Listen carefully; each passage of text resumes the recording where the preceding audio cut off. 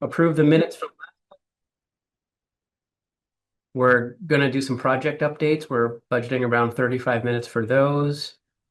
And then we'll hopefully get a good update on the scenario development study status. And then some exciting news about the river corridor impact on the septic disposal area. And I think that will be the meaty part of the meeting. And then we're going to discuss asking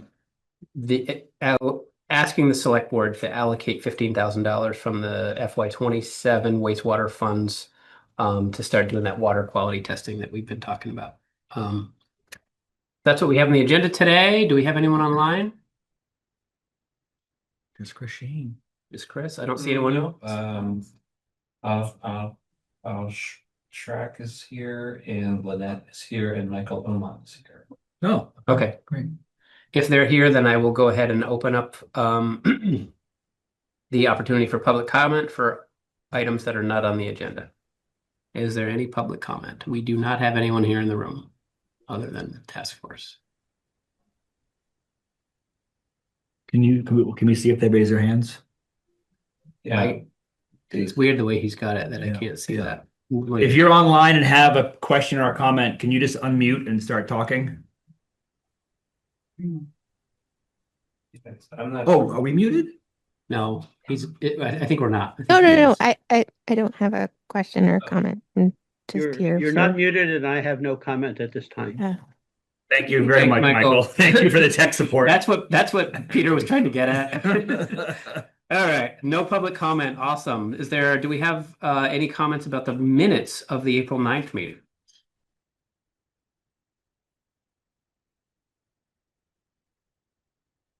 Do we have a motion to approve? I'd like to make a motion to approve the minutes from the April 9th, 2026 task force meeting. Second. All those in favor say aye. Aye. Aye. Okay, right into project updates.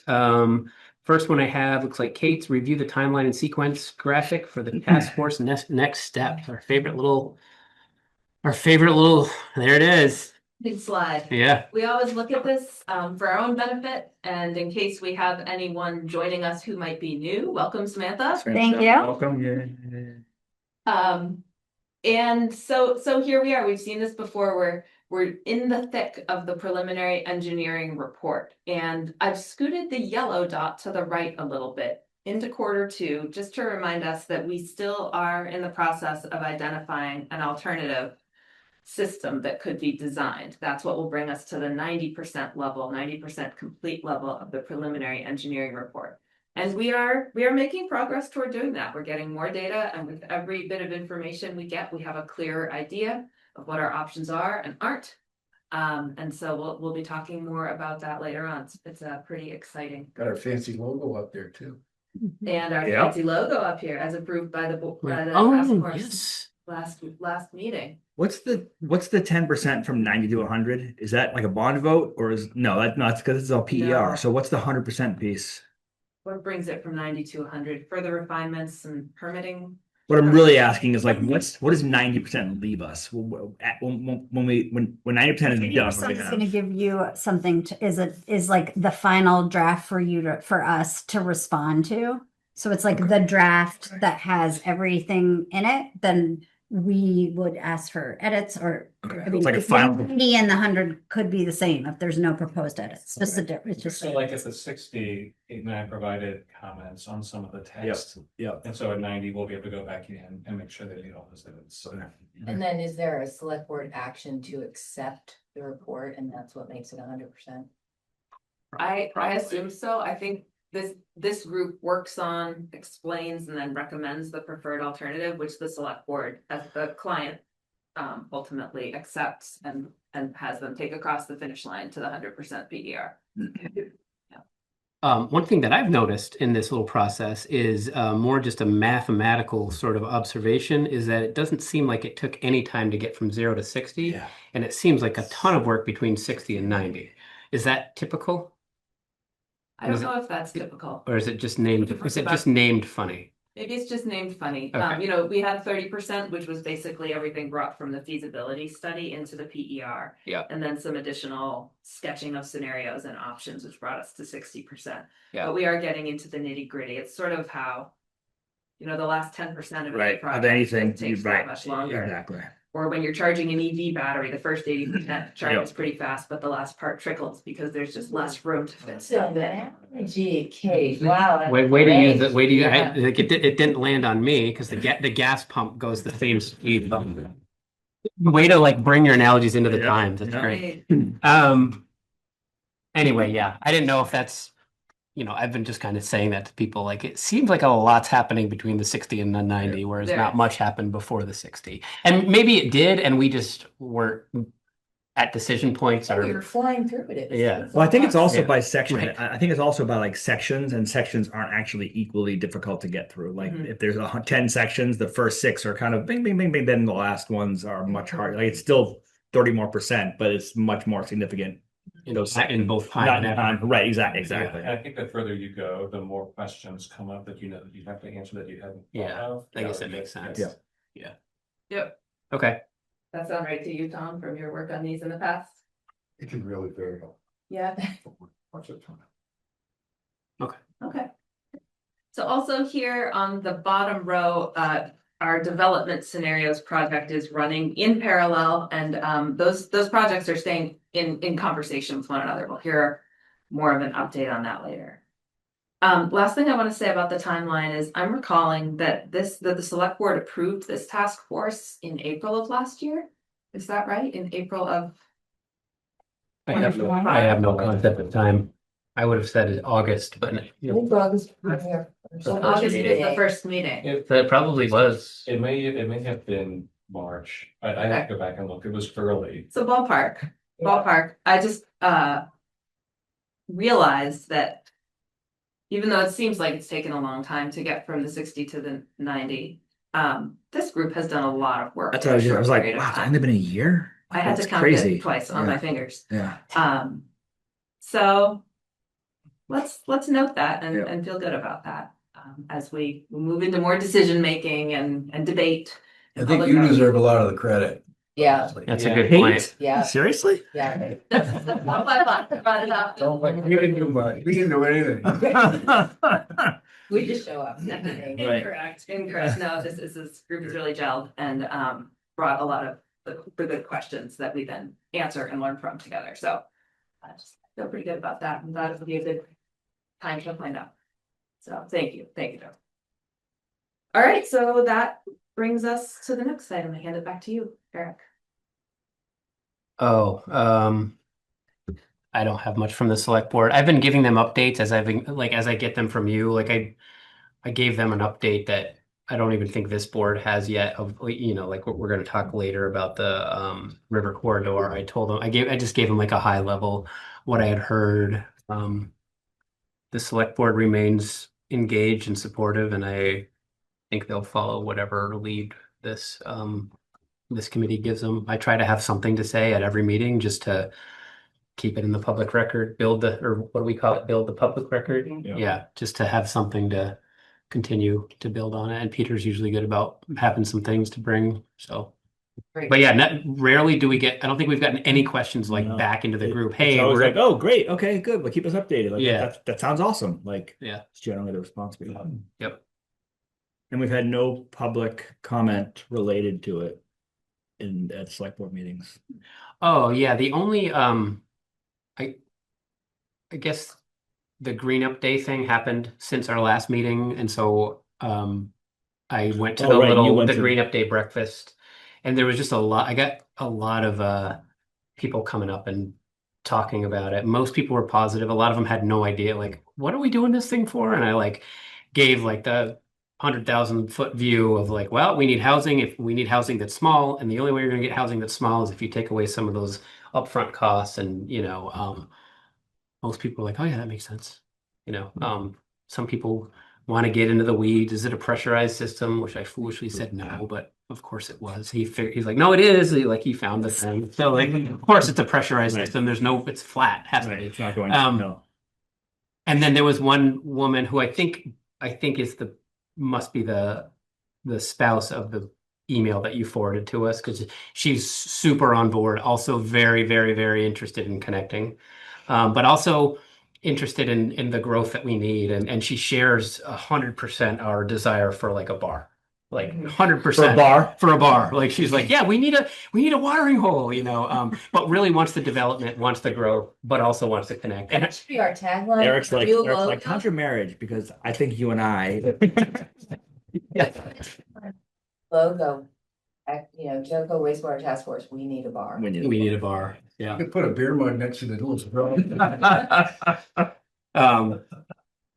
Anyway, she happened to mention that her spouse worked for NASA, and I saw that we Okay. got. So I'm guessing it's that same person. And they're literally around the corner from me, so I'm gonna actually reach out to them. Yeah, they live on the line. Like they pay taxes to both Jericho and Underhill, I guess. Yeah. So anyway, she was super, gung ho about it, has lived in a bunch of places and has kind of seen this before, like this concept of, all right, this community is going to put this thing in it, and then she's lived in enough places where she gets to see it, and then it starts, you start seeing people on the sidewalk, and anyway, that was just kind of cool.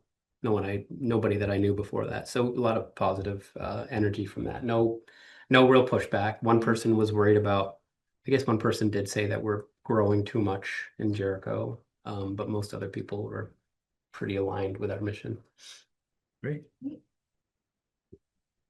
Stakeholder outreach from Chris. Think of who we talked to since our last meeting. I think we've had some back and forth with the middle school to wrap up some of the issues with resodding the fields. So I know checking in with them on that. Yeah, I also had a call with John Muldoon this morning about something completely different, but I just kind of brushed over that whole thing with him. I'm like, look, The resodding. I said, I talked with Richard. I know he was concerned about not having it resodded. I also went and saw some kids play through it.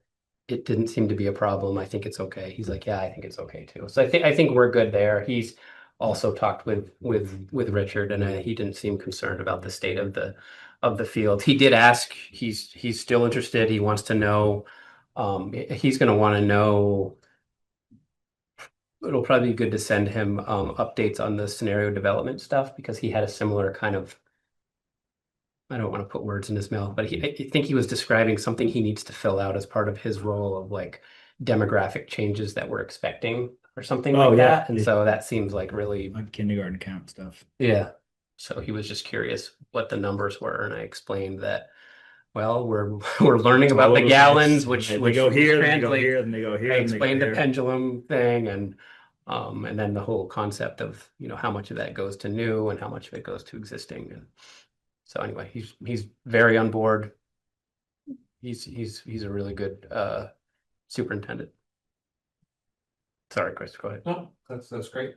Eric also mentioned the tabling which he had done for Green Day and Green Up Day and Green Up Day.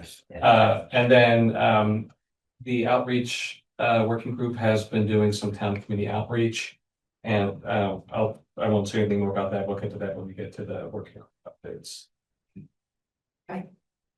Our meeting with the Ethan Allen firing range was before our previous meeting, but in between, based on that conversation, we talked with some folks in DC about the defense community. That too. Eric was involved in that, and Chris and I. And the short version is we're not ready to apply this year, but we learned some interesting things about it. One, the DCIP has some priority areas. Some of them have to do with community development so that places are more vibrant for their employees. Another interesting thing we learned is that they don't partially fund projects, they fund 100%. Oh, that's too bad. And Well, we'll take one. Yeah, exactly. It's only construction. There are some requirements that come with the federal money, like NEPA and Buy America, Build America. So it was just good relationship building with the folks in DC. One of whom Chris has actually worked with before in prior life. Oh. And even if it's not the funding source for this project, it's really good for the town to be aware of it for any future projects. What's it called? The Defense Community Infrastructure Program. And they like to fund 100%. Yeah. It's fine. And like I a think they like dream. to, I think they like have to, it's like how they're set up. Right. They won't be a partial sponsor. They'll be like, yep, we're doing it and we'll do the whole entire thing, or we're not involved at all. It is competitive, so, I would imagine. I think she said for last year, they had 139 applications and they funded 10. Yeah. But they have more money this year. It fluctuates a lot depending on how much money they get allocated. The federal budget cycle, and they are getting a huge increase. I would think this year. that, all joking aside, the federal government is very pro-military and probably would be wanting to dump money into stuff that would allow their people to grow the community. And it's a program that has bipartisan support. And, The big thing for me was there was some program near some base in some state. I don't know. I want to or Montana. Yeah, it's like Montana.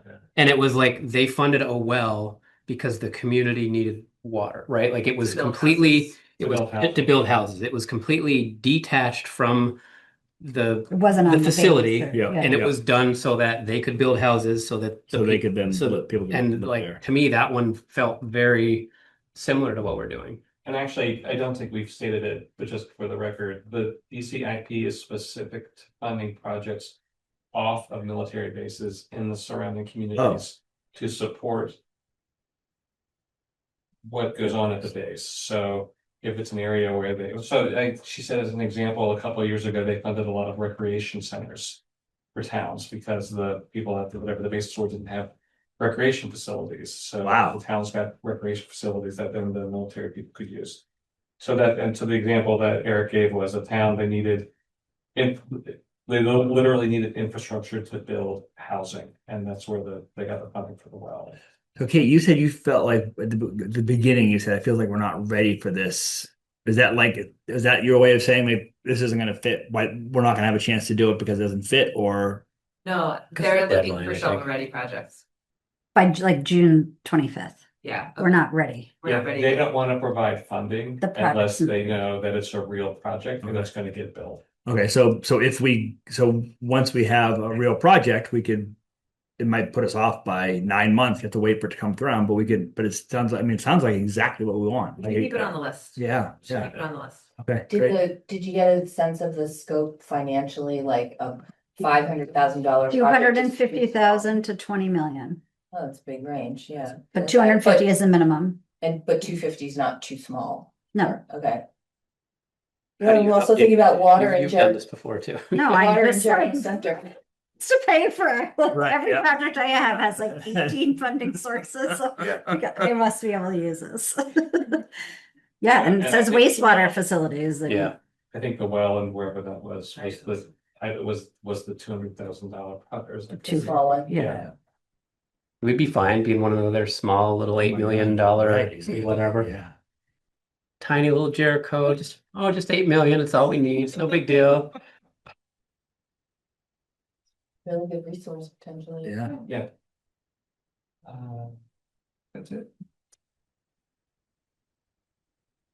What do we got next? Outreach subgroup update. Peter. Why did it say Peter? Because of my outreach stuff. Oh. We have begun outreach into different committees, which I don't know how other folks have gone. Mine have been a complete disaster. In that DEI hasn't been meeting, Jet Force hasn't been meeting, and Bike Ped met, and I was double booked, and so I asked Susan to jump in for me, which she did, and I can only imagine that it went amazingly well.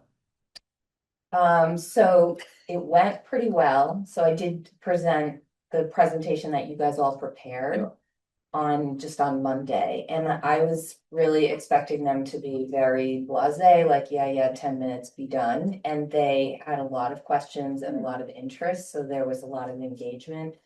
They were kind of a good guinea pig because as a committee, you would have thought like, oh, they know so much about the town. No.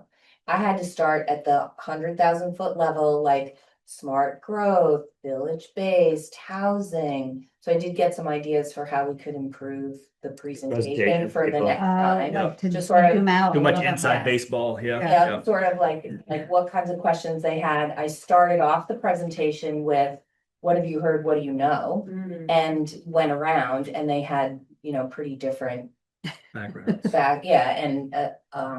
knowledge about the project and stuff. So I think the idea of outreach to individual groups that have some sort of vested interest in the town is a really good strategy. So I'm really encouraged. And now we have whatever, 7 people who are now. A little bit more, yes, Right. and I did say like, because they were like, oh, I heard blah, blah, blah, or my neighbor said, and I said, well, now that you've heard this, if you were to hear that again, here you could deliver back information. So for example, one of them was what we have on the website around questions, like, what about having like septic under a school field? Like, isn't that gonna be Right. like not Be healthy? smelly, And right, it's right. like, okay, where do you think the septic field is for the existing Right. River Middle Yeah, School? yeah. It's at the school, and it's like mind blown. What? So, right, People don't think about these, they've had no reason to. right, yep, Yeah. so, Wasn't that fun? Back in the days, we didn't You have had to think about where, yeah. right, yeah, right, you could have your head in the sand.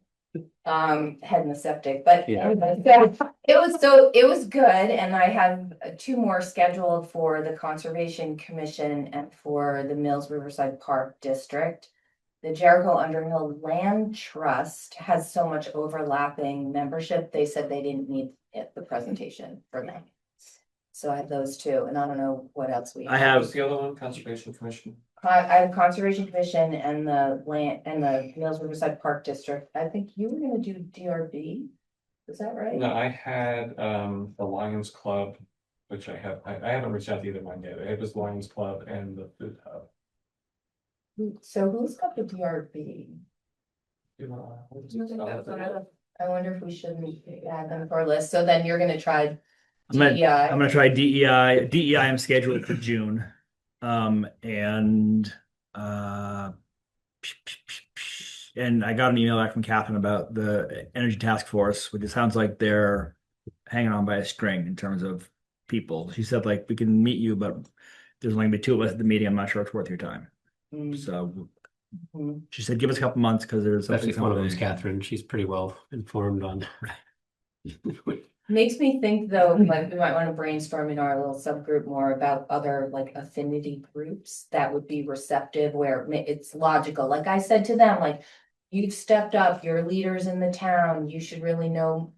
I didn't say you should know more, Yeah, but we'd like to share more information. The select board is really committed to more integrated planning and working together in collaboration and trying to break down the silos, and that's why I'm here. And it's really just to let you know so that if you have questions, Where you hear things or you. Yes, people- and I think they sort of appreciated that, and because they kind of leaned into the like, well, you know what you should do? Like, Mhm. you know what you should think about, and that was actually pretty helpful. And the perspective of the individuals varied from support to, I don't know why it matters that rural development is why do you call it sprawl? Why is that bad? So I kind of think even following up with that individual person might be helpful also, because you know how we were trying to anticipate not that he was a naysayer, but anticipate some of the Concerns, concerns right. and questions that people would have. That would maybe be an opening to kind of talk a little bit more to hear that concern. So yeah, so I say really, it was a good conversation. Do you wanna, what if we ask this group, other than the groups that have already been mentioned, are there town committees or adjacent type groups, civic groups that come to mind for you that should be reached out to? Anyone we're not thinking of? Like what was the Deborah Rossen Library was on the stakeholder group, and because they already have a septic Right, well, and we situation. met with Ali and offered to present to the board, and she didn't think it was necessary at this time, so we just deferred to her. Okay, But she's gonzo and there's a new director now. Right. So we should reach out to the new, when is her last day? I think it's it's either June 1st or Coming up. July 1st. Okay. Yeah, it's coming up. And they've named it's an internal hire. They named the person. I can't think of her name right now. She was the youth librarian. And she's very nice and There are groups that gather. that's what I'm trying. So now after this conversation, I'm thinking not even about like, oh, bike ped, because you're working on walkable spaces and this fosters that. I'm just thinking like, what are the groups in town that meet unrelated to like, oh, this you Right. have an angle. It's like, what is a place where like 10 people in town meet? Exactly. And we could just, Farmers market is coming up, right? oh, We're gonna be we're gonna there. be, we have a table. Yeah. Right, so where you can actually get the audience and get the Right. conversation and hear the question, like so I told them about, we're on the slide, is a sense of scale, like how many hundreds of units can be supported by the capacity that we think. And I said, take it with a grain of salt, because one day it's like, yay, the capacity's up, the next day it's like, boo, the capacity's down. And they asked me, they said, well, how many units are there now? And I was like, I should know that, but I didn't know that. So That's a great point. that How many was units are really- where? Like in that in area. Riverside, so they were like, Oh. okay, if we add 180, is that tripling the units? Is it adding 20%? Oh, like I how many existing homes are in the Existing- district? Oh, Right, in so that they could, general area. they could sort of put and they had a lot of feedback on the illustrations. So that they could put this, Oh, the added Somehow scale engaged into meetings. perspective. Yeah, it's really good. We will know those numbers when we get the slide. Okay. Which is why I asked, which is one of the reasons why I asked. Yeah, it's not. Are there groups such as, is there a Lions Club in Jericho Underhill, Rotary, or? There's a Lions Club. There's a Lions Club, but they don't like, they can't, like, they don't have a webpage, so I don't know how to, does anyone have a contact? I bet they run the blood drive in 2 weeks. And I'm giving blood, so I could actually, and I was actually thinking, having this, me ask a question, like, At the oh, blood maybe drive. set up at the blood drive.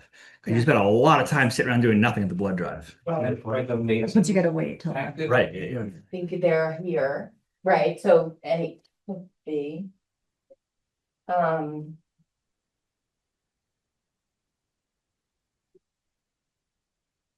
There's no like business alliance or. I was thinking about the There- Jolly.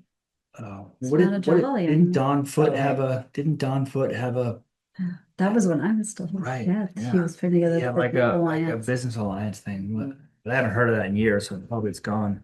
There was something called, I think it was called Western Slope. That was Yes. it. That was it. That was Richmond. How active they've been. Oh, it was multi. I think it was multi- Richmond. Started in Richmond, Yeah. I think, with Oh, Dave Sunshine and that bunch.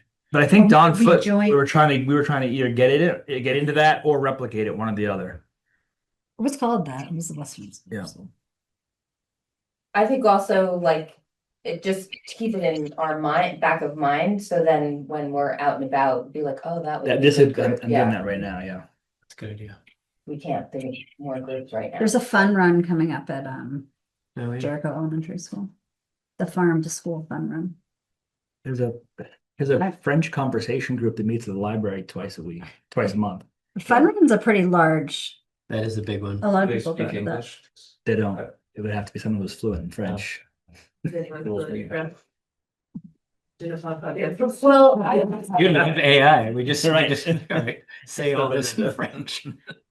there's a little bit to me, a difference of a slant of getting the word out. Like tabling to the versus. public, yeah. right, versus you're kind of involved in some way, you would maybe be a group that would have good input, Advocacy. feedback, questions. And then active advocacy, yeah. Yeah.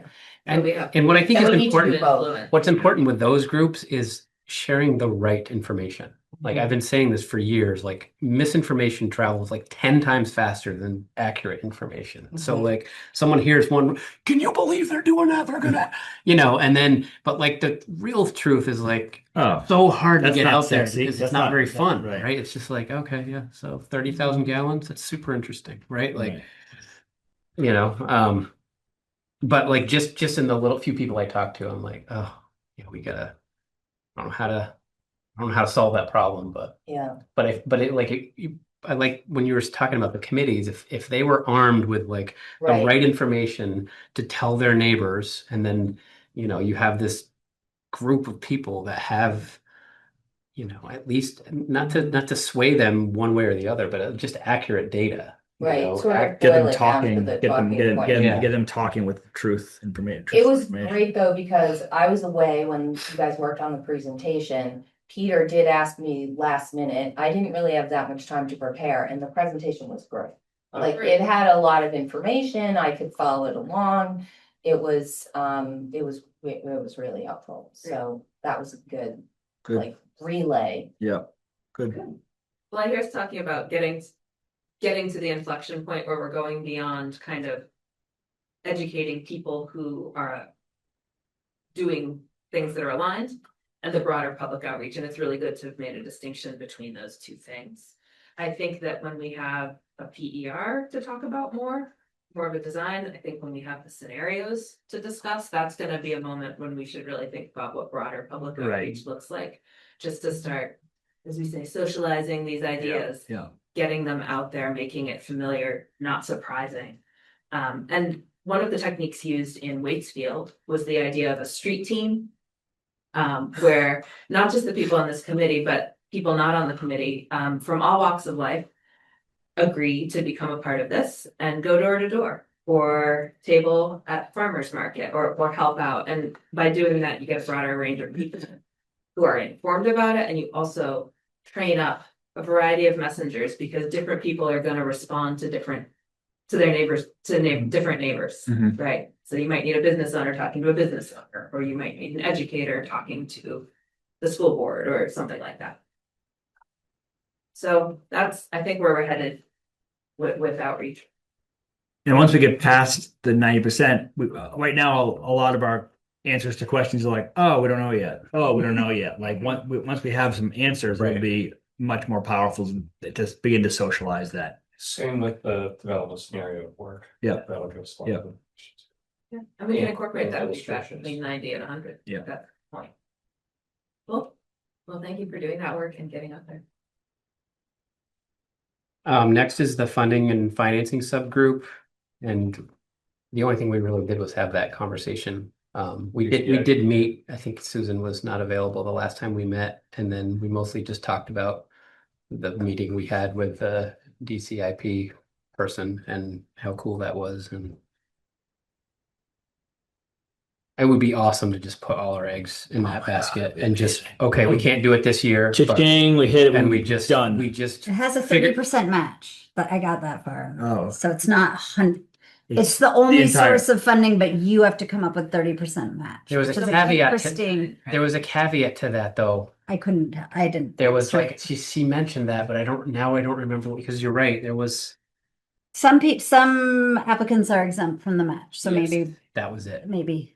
Sure. That was the caveat. Yeah. Not everyone has to pay it. I was like, we're not going to pay it. I think it was tied to the size of the community. Yeah, Yeah. we would definitely not have to pay it. No. Too small. Match requirement is probably not required because of the size of Jericho. We're under 100,000 people. Yeah. Oh. That's Just needed. Just needed. Just don't let 95,000 people move in between now and next year. Vermont, that would have to pay that. Like, definitely got to use the source. Has anybody in Vermont ever used that program?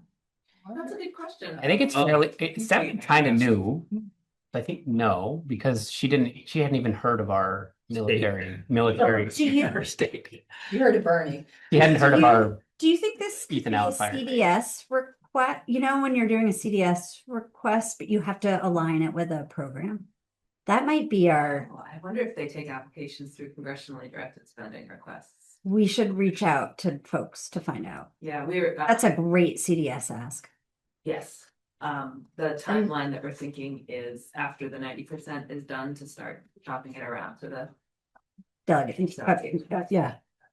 Wait, so you're saying instead of us asking or applying to this program directly, that we would use the congressionally directed spending? Yes. When you're doing congressionally directed spending has to run through an actual grant program. You just basically bypass the application process. That's not how, this one is directly related to military readiness.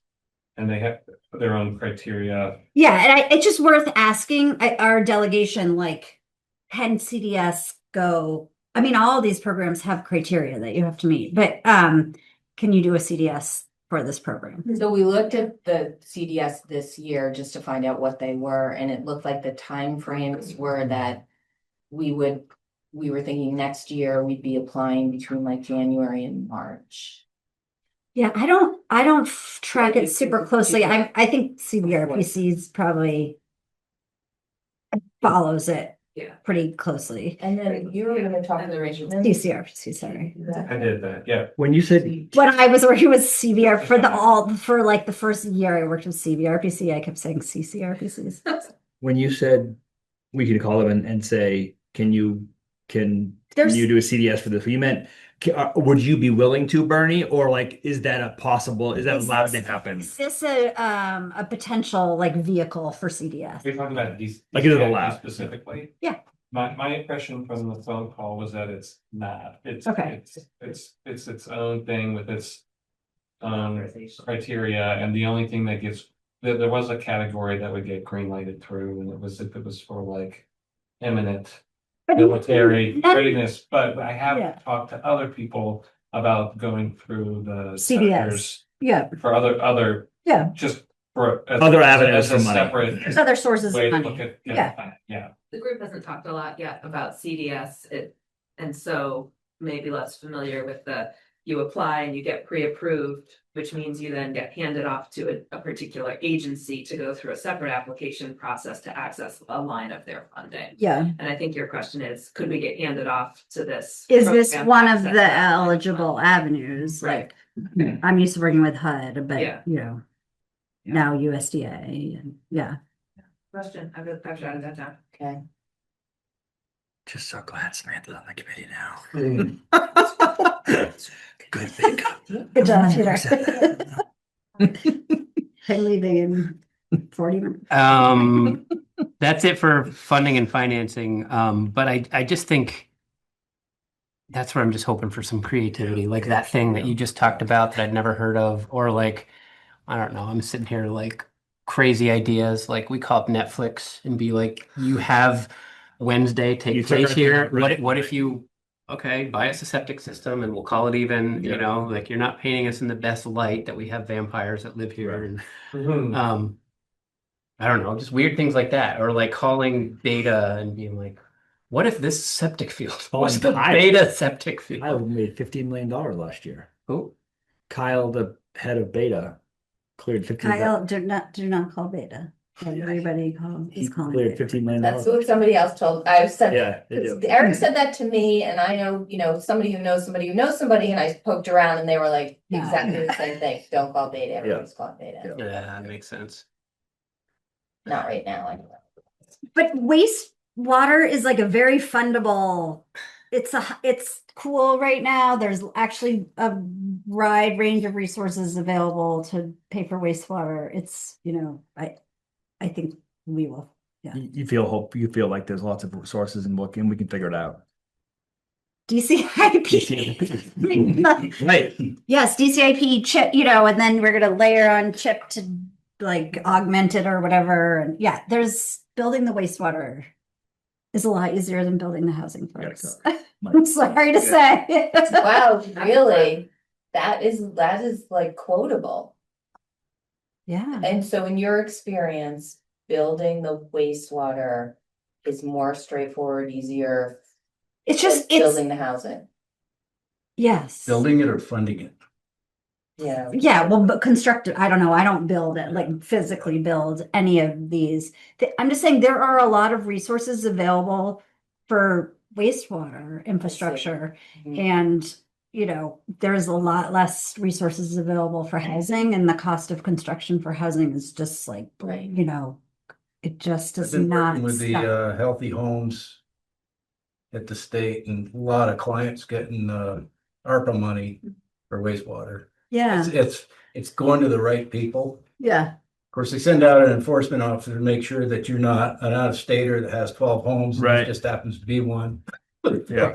Because so, but that's But yeah, there are. good, but that's a revolving, it runs out, and they Yeah, well, people pay it back, and well, they don't have to pay it Oh, back. it's not revolving then? No, what I'm saying is that the grant program the funding is gone. Okay. And then the legislature says how much more ARPA money we got left, and then 6 months later, they start another round, and they've been doing that since COVID. So Yeah, but the ARPA, you gotta. it's gotta be running out, yeah. I think You gotta get that ARPA money.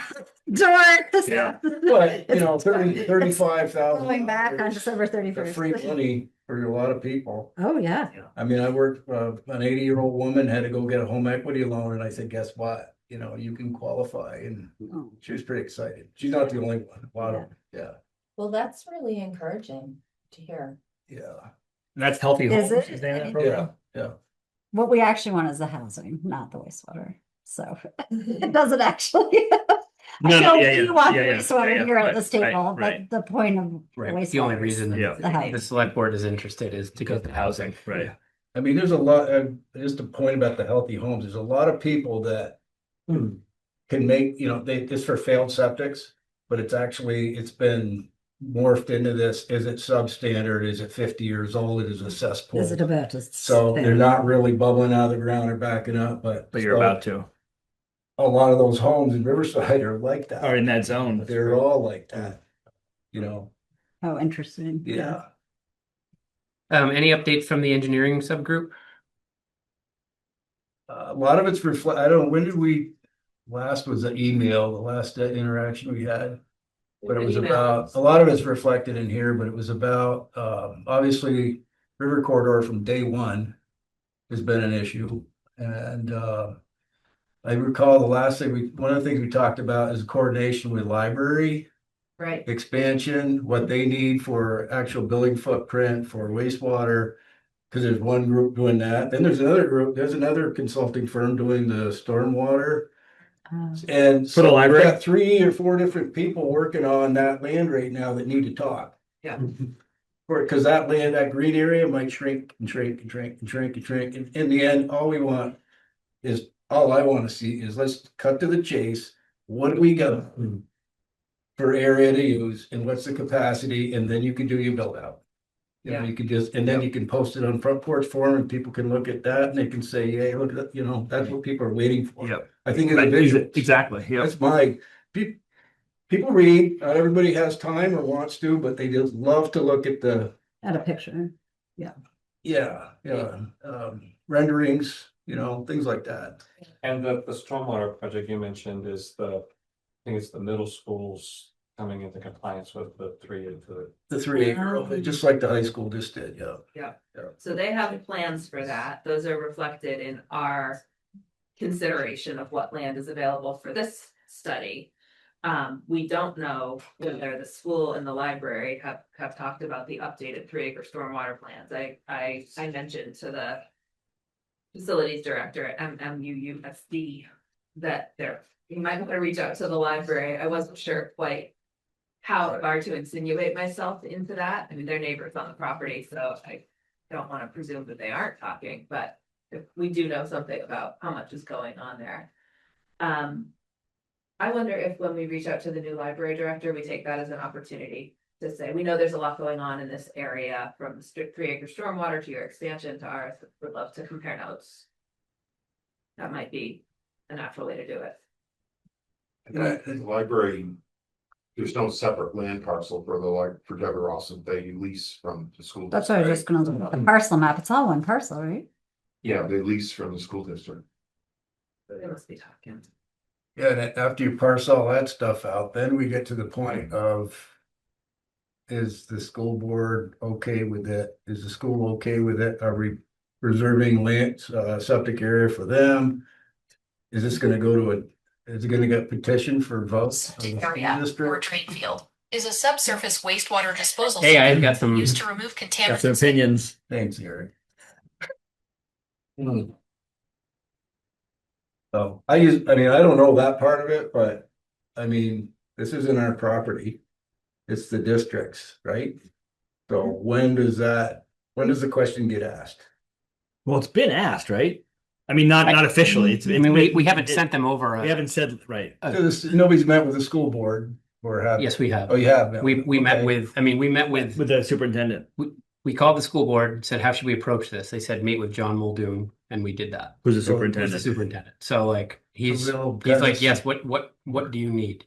There will be a decision-making process. Yeah, I mean, we'll Yeah. have something that a proposal that we'll have to send them. I think it's a good question though. Are you going to hold capacity to add the existing facilities on that parcel to the system when their systems? I mean, demographics wise, I mean, you read about UVM populations declining and it's happening in all the schools, some schools not more than others, right? These schools might get repurposed or part of them. We have asked the school about their current Yeah, it's system, just, and But it's- the feedback we got was that their systems. I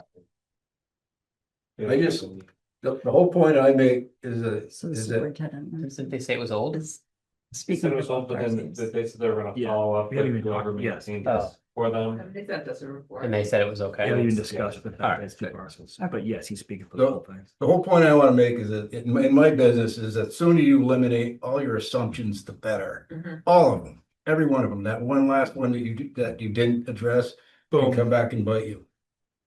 You know, that's everything with Act 250, with water, wastewater, with, I mean, it just goes on and on and on. So we're getting yeah, there. I mean, I've been, We're getting. That's It's why I've still been- scary. Yeah. You know, I mean, the river corridor thing is beating us up. We talked it on this. Oh, thank you for that. We talked. Claim they can't. Okay. but Really, they don't. next is scenario development study status. Great. We're working with SE Group on developing these development scenarios for Riverside area. We're meeting with them by every other week, so our next check-in with them is tomorrow. Just to sort of set the stage, the development scenario project area is within the red area outlined on the screen here. So it's within the Riverside Village Center. But the area we're focusing on is within the bounded by Format 15, River Road, and Park Street. So that's the area that we've been focusing on. Which is slightly different than the service area that we've been talking about, or that's in the report. Correct. Okay, Yeah, it's a smaller area than. right. Yeah. So what we are doing now, and this is myself, this is pretty much me, but also working with CCRPC in helping building out some of the base information for SE Group to do their work. But what we needed to do first was pull together the numbers for both for our baseline, which is existing conditions, a low intensity scheme, which would just be looking at on-site septic, and then a moderate intensity scheme, and I'll walk through each of those. The project with SE Group will also have a enhanced scheme. We are waiting to get the final numbers on the PER, because depending on what those are, our moderate intensity scheme may end up being our enhanced scheme, depending on what the gallons per day is that. So what we're looking at now for moderate might become the enhanced. Correct. And does then low become middle and something become, or no, in between? No, that's a good question. So, baseline is just what's there today. Low intensity would Oh, assume that's just that on-site. nothing's getting built. Yeah. It's just on-site septic, and I'll kind of walk through how I can put those numbers.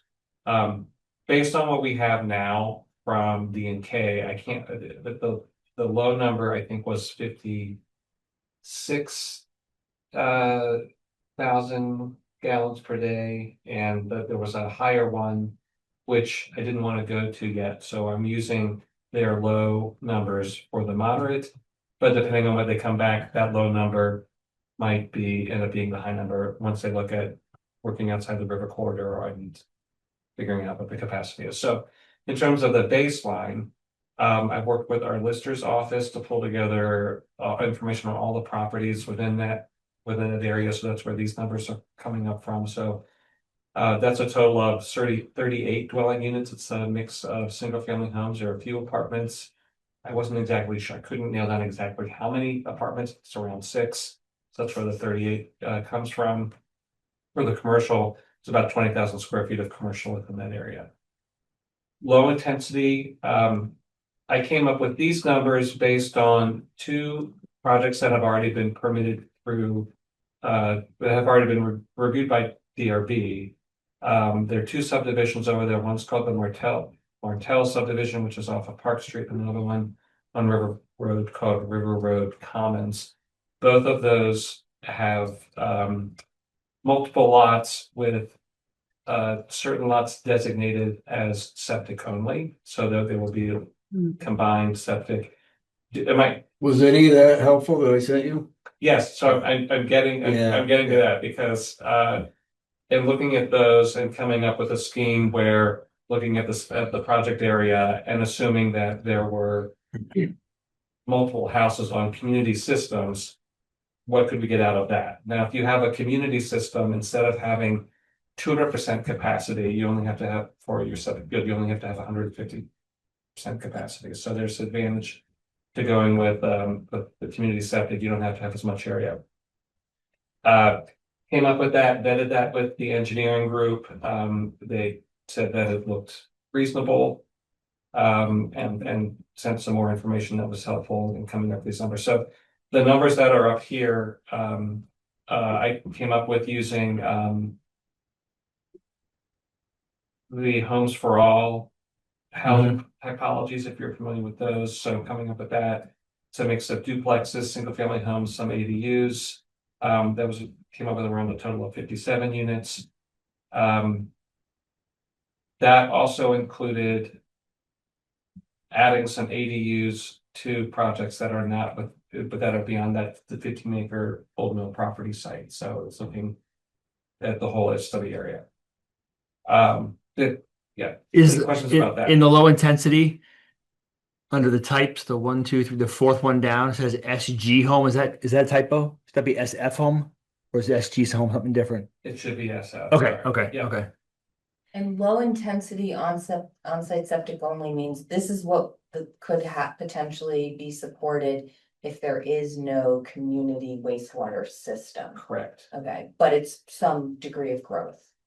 Correct. It's assuming that the area gets built out and everyone continues to provide their own septic systems without having a larger community septic based at the middle school or some larger facility. And how does the but just- Petro development factor into that? Because his subdivision has that phase 1, which is X number of units. Oh, 23 or something. that's a good point. This does not include his phase 1 numbers. So do you think it should? Oh. If it's representing Yes. what's possible. What's gonna be what the change from today looks like? Yes, I'll have to, yes, it should. What is the grand total here is not including his phase 1. But does it use the land that's in phase 1? No, so phase 1 has already been designed and permitted with a community septic system that I think is supporting 23 dwelling units. Right, but That's not where included this was, in my low intensity numbers here. that land isn't, like you just excluded that. So where is that on-site septic in your low intensity? Where is And what I have here, Yeah. they're dispersed throughout. So it's literally individual, like there are 24 duplex units, there's 12 buildings that each have their own septic, And or like there's 1, 2, 3 lots, community septic, 1, 2, 3. okay, building so lots, community, so septic. shared but much smaller scope. Shared but private. Shared but private. Okay. And assumed all like private development, organic, whoever wants to build could potentially, this is a reasonable assumption about what people might build. Correct, and I based the lot size numbers and the septic capacity numbers on the two subdivisions that have already been permitted and are taking that approach. But not the Tetra subdivision. Not But that's only not half of it, phase yeah, 1 yeah. of Petros, which So is you could add 23 to the low intensity, correct. and on the moderate, you could take out the on-site wastewater and potentially double that 23 and add it to the 245, potentially. The 245, you add Where's the 23. 245? Oh, the dwelling units at the Yeah, bottom. you'd add the 23 You'd to add that, 23 to that. and then you could potentially add the area that's being consumed by the leach fields. Yeah, that's the idea. So you could push that up to close to 300 potentially. Well, the moderate intensity assumes that there's no on-site septic that is being calculated to Supplanted the low in- intensity. At all. Correct, so that Oh, 57 goes away entirely. It's not additive. I got you. Right, so when you bring in your enhanced and this is gonna come get revised. You might wanna decide how you want to reflect that. Parcel, that Tetro parcel, since it does have that phase one defined. Yeah. With a number of units, but it is a little confusing to have it just blended in, so Right, it's it might It be needs to have a call helpful. out. Yeah, it might be helpful to have it's like, this is without it, this is with it, because it's on its own time frame. It sort of separate from the task has force. Right. 50 issues, right, whereas this could just be like people who Right. own houses. It might be helpful to have a diagram that goes like, Mhm. because I'm listening, but still don't totally understand how those have been. I understand the math you did, but Yeah. like, I don't understand how that How, fits what in it this looks like on the map. area. Go in on where. addition to Yeah. Tetro. Well, also, these are just baseline numbers that have been pulled together for SC group. They're gonna do the, Which is, I think, is gonna Okay. help answer some of these. This is the baseline information for them to use. To do the build out, do the analysis and do the visuals. Yeah, one thing I wanna add is that, these are standalone because they're going to be used to do the visuals. They're also standalone without the approved phase one numbers added, because whatever these numbers end up being will also be used to then do the financial analysis of what will the incremental tax revenue be. If you're this is using all PID. developed. I think we wanna Yeah. do that anyway as kind of a first step. oh, just to before we show it. And yeah, to help answer people's questions about, why would we do this? What do we get out of it? And so certainly we'll want to know that for phase I have one. lots of spreadsheets that can tell you that. Right. So many. What phase one are you referring to right now in your sentences? Old Mill Properties Phase One development of Right. approximately 23 units with on-site septic. Okay. Yeah. So we'll ask, so low intensity, that is what you're predicting to happen if the town does nothing. You could call it status quo. Right. If we have no wastewater bond, we don't get any money, we This just development. happens naturally. with- Continues as in the line of the permits that we've already been seeing coming Yep. through. Okay.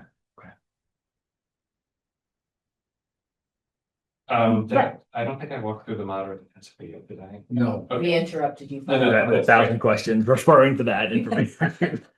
So thank you. The moderate intensity is based on, I think I mentioned it before, it's the low estimate from the PER so far, which is 56,000 gallons per day.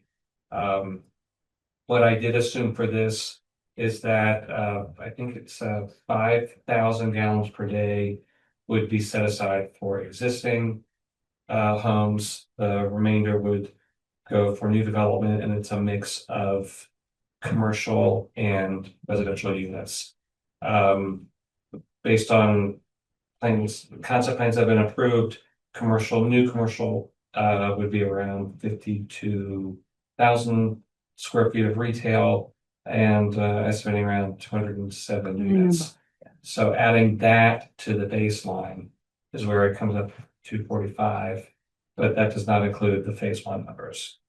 Something I want to point out for anyone who's listening at home or for any of us as we're thinking about this is these are still assumptions and will be Yes. for a long time. So this is not a guarantee that we will spend only 5,000 on existing homes. That, there's still much conversation to be had by this group and by the select board about allocation. So this is a starting point, this imagined draft across it. But I think it's a very good start. I've seen Chris's sketches and thinking on this, and it's Yeah, so there's a whole good spreadsheet start. also that goes through, and for each duplex or whatever, there's a gallons per day calculation based on the number of bedrooms, or based on the number of dwelling units. Yep. And that's how I was able to come to these numbers with all of those gallons per day adding up to 50,000 gallons per day or 56,000 gallons. And then the new commercial, like bakery versus bar versus haircutting place. It's just, Brewery is it's actually just, like heaviest. Right, use. exactly, right. Yeah. Just a general. So it's just a retail generic sort of, classification. I okay, didn't- you haven't gotten into like, oh, well, we're gonna put a bar there I did because, set aside some it's restaurant. Okay, you some just like, laundromat. it's gonna very broad And strokes. Yeah, the other thing, senior housing, the gallons per day is less. Yeah. But I just use the straight Just to 245 just to gallons keep per it day. clean and simple and 10,000 feet. Yeah, okay. I just want to make one comment, not necessarily about this, but what I heard someone say, like this, the low intensity is what will happen if the town does nothing. I think that is the best case scenario. Just because people have pulled permits does not mean that they can actually build these homes because of the cost of figuring out how to build the home and the septic. Yeah. Tetro is a good Well, it's been sitting there, example. we've discussed this 15 We've years ago. discussed this, Right. like, I mean, for 30 years. so talking, just, trying. it doesn't mean like, because some people might say, oh, if we do nothing, we're gonna get 95 new units. Like, Great. why would we do anything? Like, that's not true. So, Yeah. I just like, I Projects canceling every day because they can't afford the ADU, they can't afford the house. so just like in terms of $800,000 for talk, 1,600 square foot house. yes, Yeah, and in that low intensity this is scenario. the space capacity. Yeah. but- Yes, and in the low Doesn't mean it's intensity gonna happen. scenario, the feedback from the engineering group was, yes, this is a reasonable approach to take, but it would still require some sort of a master developer or someone doing the coordination, because you don't have people coming in and just doing one house and a septic system on one site. Right.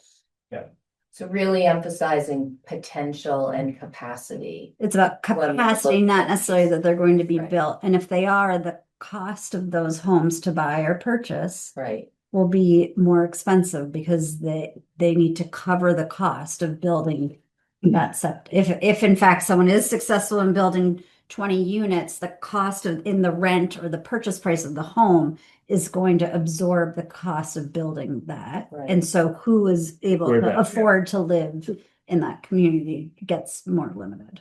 And coming up with analysis like this, it's part art and it's part science, right? So it's like you're just doing the best you can to make projections about what's coming or what could happen. Sure.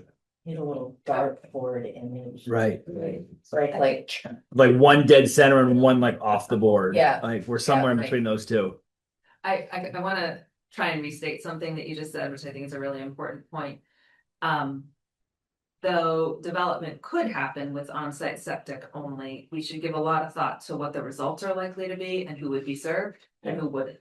And given that this group and the town policy is toward housing that is more affordable, That's what matters. then if we're having that conversation at a table or with a resident and they say, well, look, we'll get 57 new units with the status quo, you could say, yes, let's think about what's likely to happen and let's think about what we could get instead if we tried for something different. So yes, units, but for whom?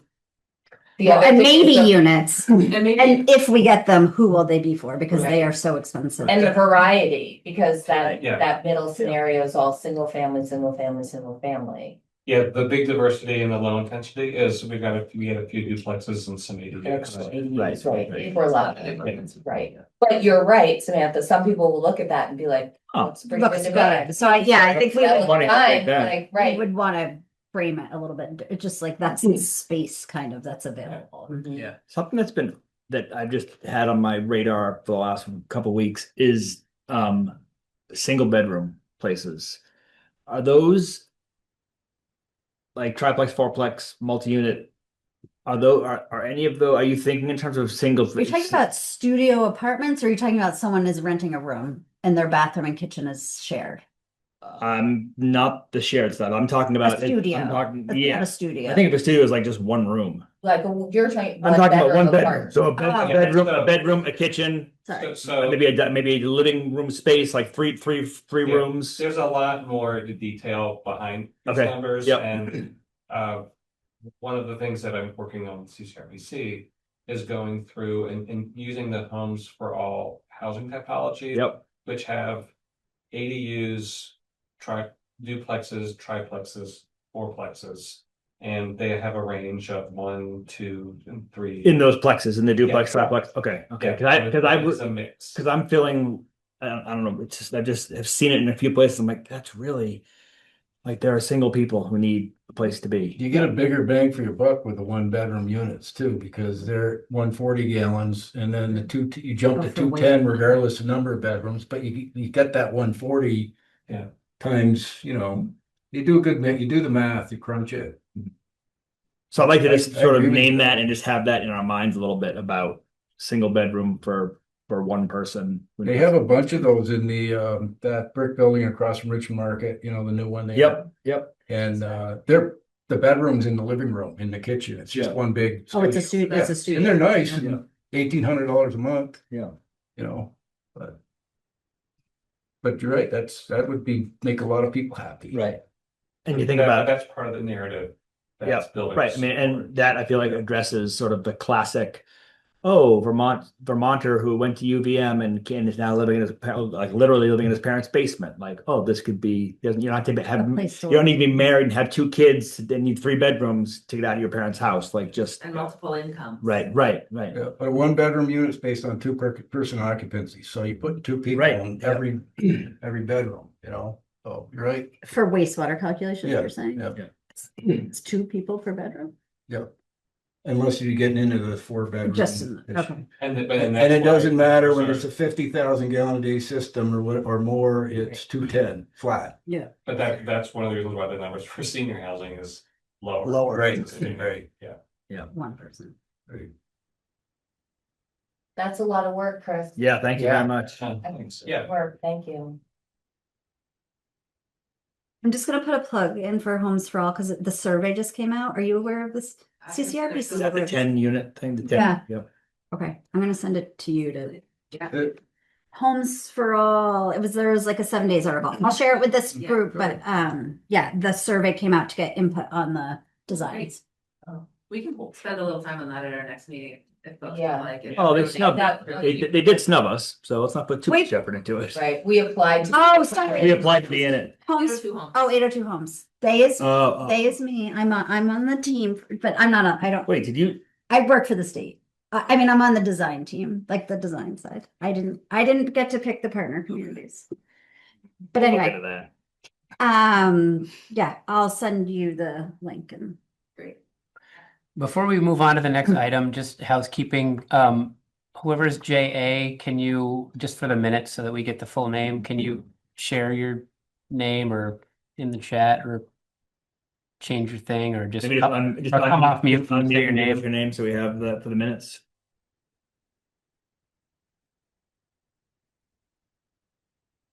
Okay. Thank you, Jay.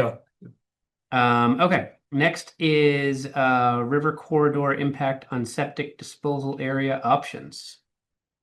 Do we have anything here? Is there anything to talk about here, or we just skip this We one? got it figured out. Yeah. So you got the memo. And as Justin said earlier, one of the most important questions you've had and that we've heard from the public is what of the river corridor? And you can see the river corridor in that diagram, the orange lines. That data comes from the ANR. It comes from data produced by the state and updated periodically, either after major weather events or at the request of the municipality. So there it is. It's the river corridor. We've known it's there. So how would that fit into a potential system? We know we need to protect it. And we also want to make sure that the system we're exploring can be permitted. There's a really important pragmatism about this that I think at least one of our engineering subgroup members said it's about finding the path of least resistance that gets us what we need as a community. So I think that's important to keep in mind. So with this in mind, we approached DEC. We had our engineers meet with the Department of Environmental Conservation, or DEC, to figure out what's possible.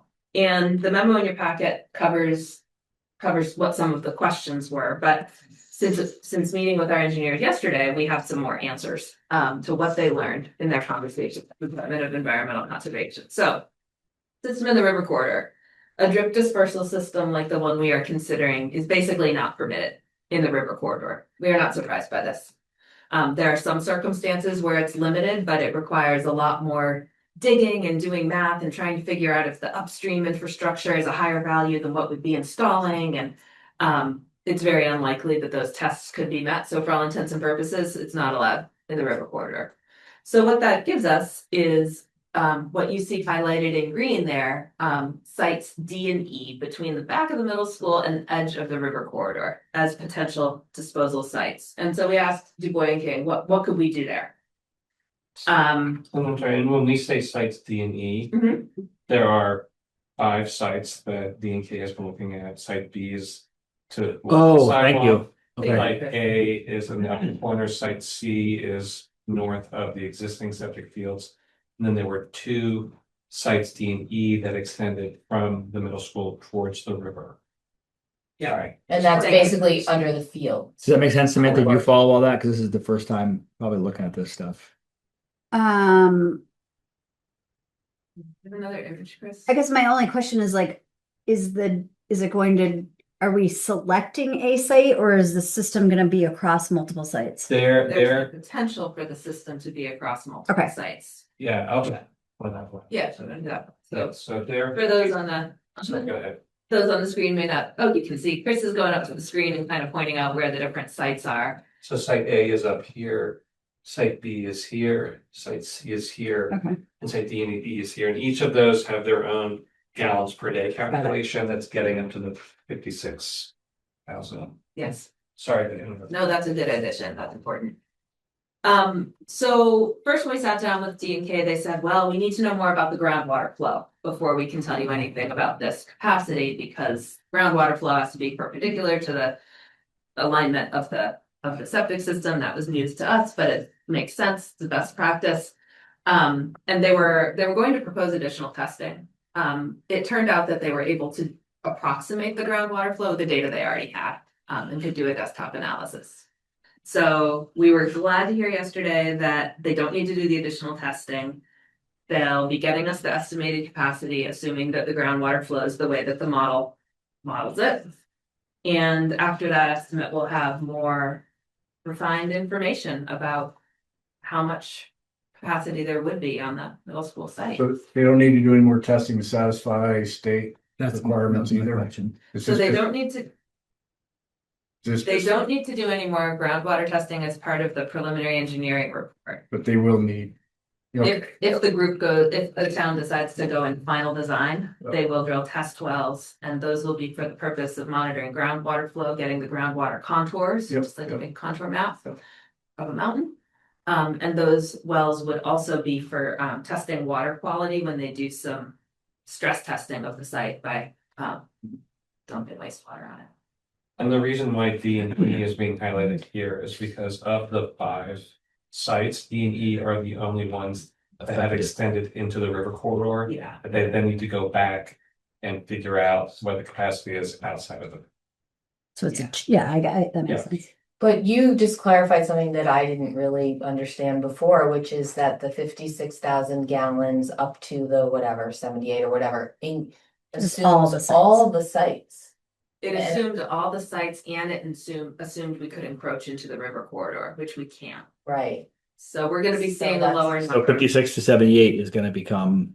Yeah, the pendulum's swinging once again, my Right, friends. yeah. We've seen it before. Right. This is right, yay, boo. We knew it was coming. Yay, boo. What D&K Well, the first half of the meeting has lots of good news in it, Right. like you can tell. Hold your that- breath because Yeah. it's coming. I think that's something. What D&K said was that they felt pretty good that we could get very close to what we're getting now with it extending into the river corridor. Yeah. So Yeah, I think, Well- let me just restate that. They're thinking that we're not going to lose too much because of the river corridor. correct. Okay. Because of avoidance of the river corridor. Right. I mean, I also think that there's a, like a reassurance to the public that the Right. rules are that you can't encroach on the river corridor, so fear not, We won't the encroach. design won't, right? Yeah. You can encroach on it, but not when it's Act 250. And not in a town with river corridor rules. So Yeah. It's only because of Act 250. Yeah. If that was a farmer's field, we wouldn't be worried about it. Right? We might. Well, The town? and legally we wouldn't. we're Like permitting, wise, we wouldn't. we'd have to study it and Right. convince people it's still safe, but. Don't we have a river corridor overlay in Jericho? We have, yeah, we have. I'm doing a small little one in Huntington Center, and because it has shadowing upstream, we're in the river corridor, they're okay with it, so. Yeah. Here's another good piece of information. The middle school's stormwater retention facility had been in that green area, but as part of whatever they're doing to redesign it, it is now moved someplace else on their site, so that opened up a little. Where could it possibly be that isn't the river corridor? Behind the library.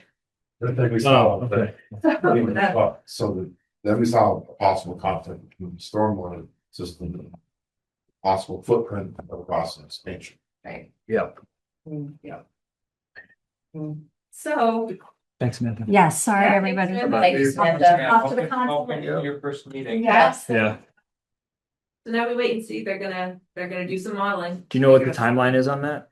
I don't, I expect it'll be a week or two. Oh, I okay. mean, I hope by our next meeting, Okay. we should know something. Yeah. My only comment on that whole thing is, it just doesn't seem like it should have been a surprise that we're learning this late in the thing, when literally the name of the area is Riverside. I feel like that should have been understood by the 30%.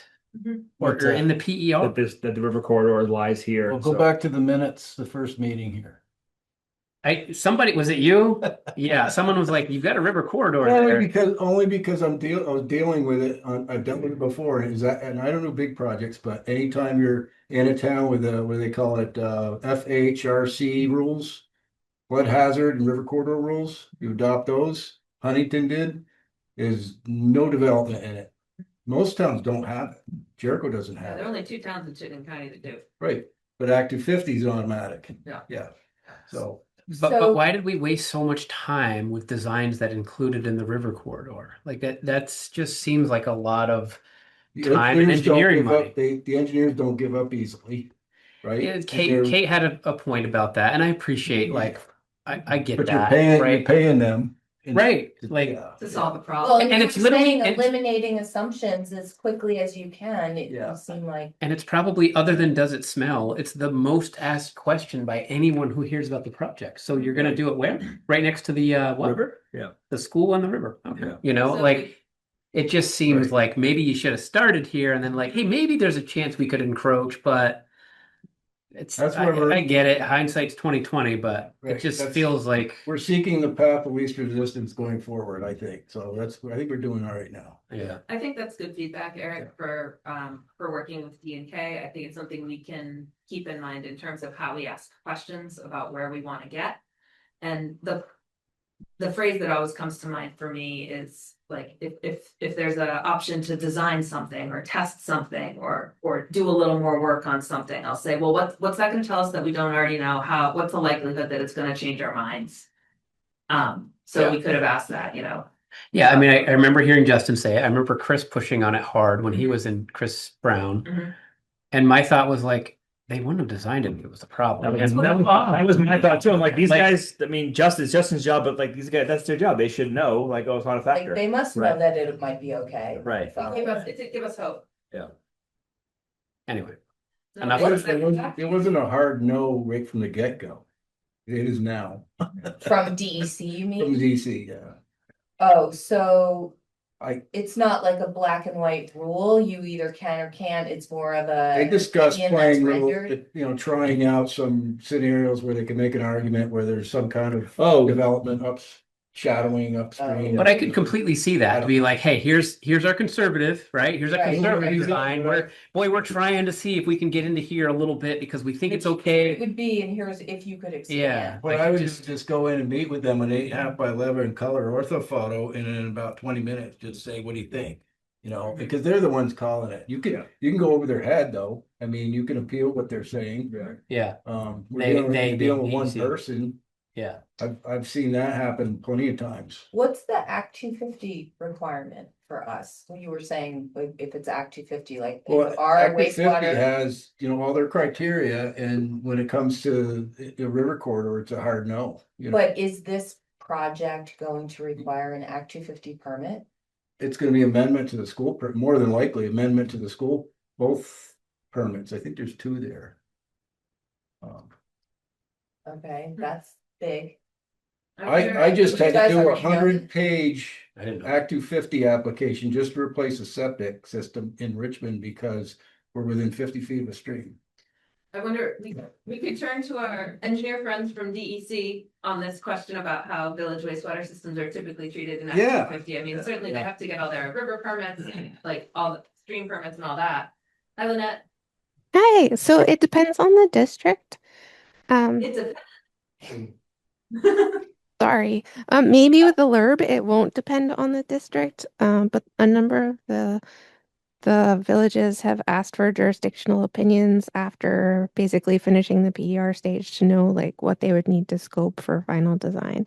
And so the most similar project is in Wolcott, and their school is also the proposed disposal site.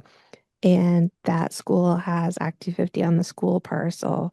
And there, the analysis showed that they didn't need Act 250 on the system, but they just needed to amend the Act 250 permit for the parcel to have the disposal system. So, like, the collection system was fine, but because the school already had Act 250, it needed to be amended. So is it a minor amendment, rather than a major?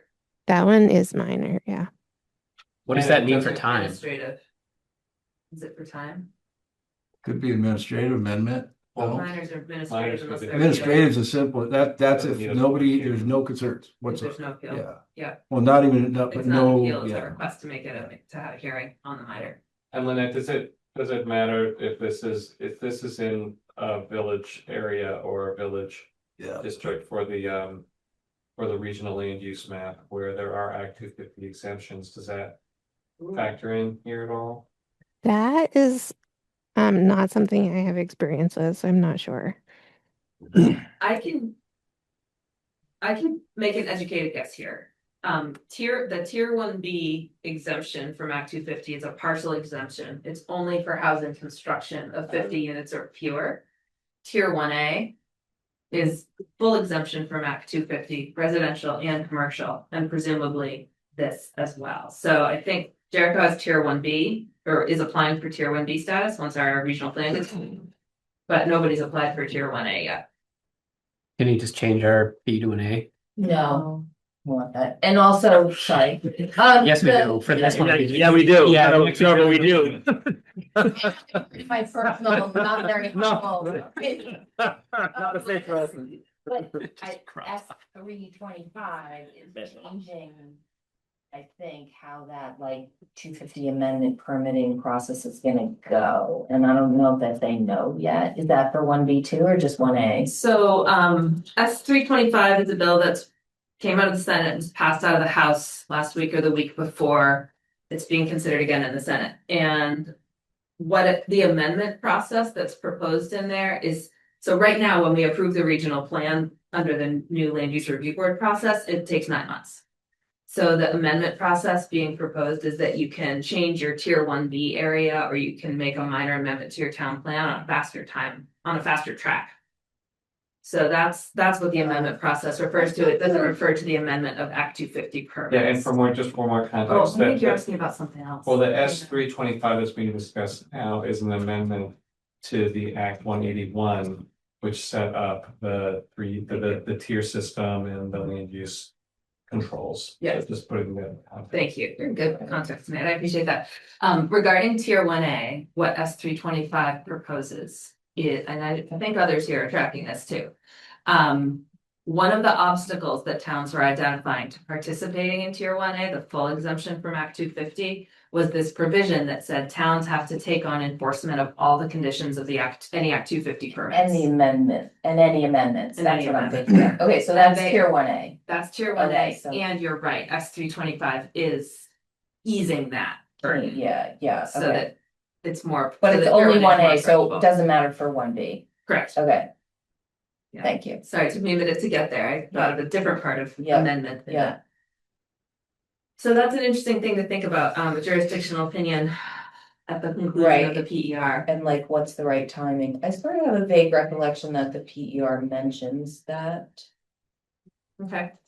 That's what they Any will act, ask. it's sort of one of those like, and not including Act 250 Mhm. requirements kind of thing. Like it's Yeah. mentioned, but it doesn't acknowledge explicitly that this parcel is has an Act 250 Jurisdiction. permit. And that's something we should double check, not all. What's that? Do you know for certain that this parcel is jurisdiction or has a permit already? I'm looking at it right Oh, now. great. So the middle school is permit 300016.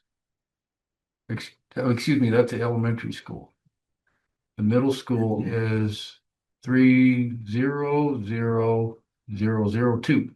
Okay, it does have a permit then. Okay. All right. Okay, Does that help us? Wait, it says 300002 says Underhill Elementary School.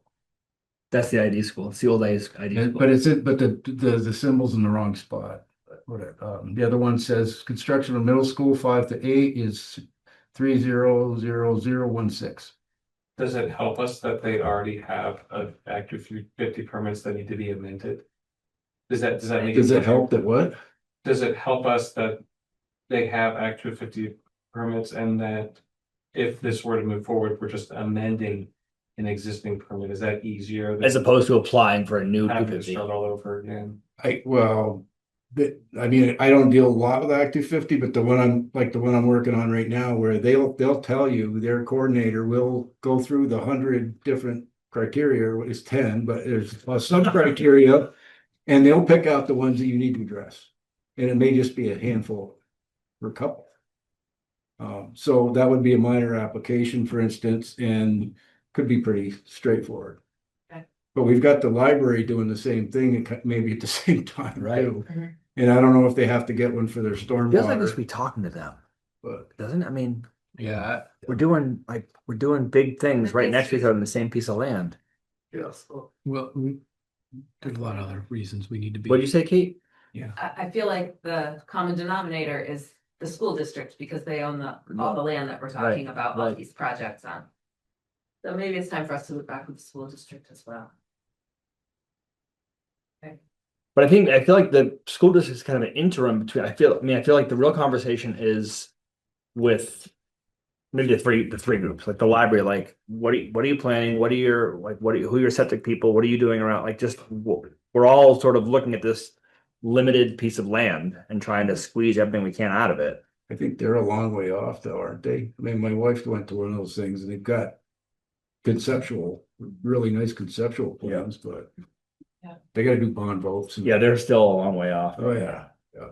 That's why, at some point, somebody's gonna say, hey, I want some of that area. Right. Say it to me. Right, They exactly. might not need much, but they are getting bigger. And this, again, the school, do they need another alternate site? is a library a big septic user? Depends how they count it. I mean, it's gonna be more people, it's by square foot perhaps. I don't do libraries, but there's a. Seems like it would be table, small. there's a table. And usually like Right. one bathroom and two sinks Right, and because it's like you have scarce land and you have scarce money. Right. And so why would they do their own septic system? I know. They already have one. They already have one. But do they have to expand it? I think they were interested in our project because I think they were interested in possibly tapping into it. Well, because if they could use more of their money to build the building and less of their money to expand their septic, that would be good for them. Right. Potentially Yeah, I mean, funding for. and good Yeah, taxpayers. And They it could could tie tie into into it. their Right. their current septic. Actually. Right, like, is it possible that their septic field is a potential disposal site for a community system if they didn't need to monopolize it anymore? Right. They might not even. Like absorb them into our system and then repurpose their piece of land. Yeah, and you repurpose their land to It's a good idea. expand the capacity of the community system. Yeah. Mhm. I don't know, that might be crazy, but. What I heard at one of the library presentations was that the location of their septic system influenced where they were planning to expand their. They moved the footprint. Yeah, maybe that is a constraint that could be solved. By, I mean, I know we're worried about capacity, so we don't want to add users who are already served and have their own funding source and their own board and they're their own district, but it just sort of like, if you take all that away, you're like, well, that's the land and this is the money, it's all the What's the same best use, people. right? What's the best use of how can we configure these chunks of land differently Right. without changing anything? So it's all for one for all, or divide and conquer, Right. like which is better? Where do you get the most bang for the buck? Yeah. I have made note of these questions so that we can think about how to how to make sure we're coordinating sooner rather than later. Okay. All right, so I think that brings us to options B. Sorry, may I add something? Yes. So both the preferred treatment technologies for the stormwater and the wastewater disposal technology, they both rely on the infiltration and the separation to groundwater. So having that coordination early is going to be important, especially because it might affect like the mounding analysis that's done for hydrogeology. I'm just gonna throw that out there. Thank you. I have a feeling this is being considered by our engineers at D&K, but we will definitely confirm that. We would not want to be caught flat-footed on that. I know they have the plans for the 3 acre in hand. They were in touch with Greenprint about that. The library has a really small septic. That makes sense to me. I mean, they don't have, and they have literally one toilet. Yeah. And Yeah, not doing and showers. 2 and sinks. Kitchen, I wouldn't think. Yeah. Or one You got sink. one trench. Hmm. 50 feet long. All right. It may not need much. Okay, well, that was a good discussion. Next, is the $15,000. Sorry, Eric. I've got more. Oh, you do? Yeah, so just briefly, we talked about how there's sites A, B, C, D, E. This is a picture, this is a different slide, showing site B. And when we met with the middle school, we learned that that area is important to them to keep available for occasional parking, overflow parking. And they said, would you be able to use it as a disposal site? And so we brought that back to our engineers and they said, maybe if there's this geomat technology, it could reduce compaction so that the water can keep absorb it. Let's check it out. So they went to DEC, who kind of worked it up the chain. And we heard back just today. Ashwag, I saw you unmute. Do you want to jump in here? Yes. So the consultant reached out to us regarding the installation of the GeoGrid, and so we discussed in our program. And finally, I just answered the consultant today that we can't approve the use of GeoGrid for the reason first because the rules require separation distance from the leach field to the parking lots. So that's why we can't have the leach field used as the parking lot because we need separation distance. So it can't be both uses at the same time. The second reason is we cannot control if it's a parking lot. We cannot control how it will be used. It can be like small cars, or it can be, for example, trucks. So there is still a risk to compact the soil or to damage the system. So we decided that we can't approve this. So that means site B is completely off the table. Yeah. How big was site B? Yes. Site, Like 10. it was about 10,000 gallons. I know they do those, but they usually it's a best fix. You know, you're resolving somebody, you know, I'm not so much in Vermont, but other states, they do winter parking lots, but they're not complying. They're But best- you can resolve- have, sorry, you resolving a can fix have it. stormwater there. Right. Sorry. Tell us more. We need to figure out a way to do it. In Be- site B, you could have stormwater? Is that what you're saying, Lynette? You can Because- co-locate parking and stormwater. So they have like these chambers, structural chambers, that We go. approved that in St. Charles. One of the parking lots is stormwater too. Sorry, Eric, what you're saying. Finish your thought there. I just feel like DEC needs to reconsider. Like they They'd have park, to re- they'd have to- they park on that 5 times a year. They park on, like, they're probably parking on it right now for the concert that she just left to go to. They park on it for overflow maybe 5 times a year, and to take away that whole area for 5 times a year. And And it's it's all, not and it's not, there's no tractor truck, trailers, there's no, it's- it's they can't fit in there. Like, they literally can't fit. There's like there's boulders. boulders blocking it. Like, we've got to find a way to appeal that, or like like, we can't just keep carving this thing away. They would have to change the rules to allow it. There's gotta be a way to look at The it. only way they can allow it is if you don't propose it and people do it anyways. Right, that's probably what we should have done, To is be not honest with said, you. said anything, right? But that's how it happens, because I know some people doing it on another site, but. Like, there's gotta be, Is there? okay, well, then should we just say we're not gonna park on them and then just kind of do like a, hey, you probably shouldn't park here, folks? Well, the school, nobody wants to assume the liability if it gets damaged, right? Right. That discussion will come up. Mm.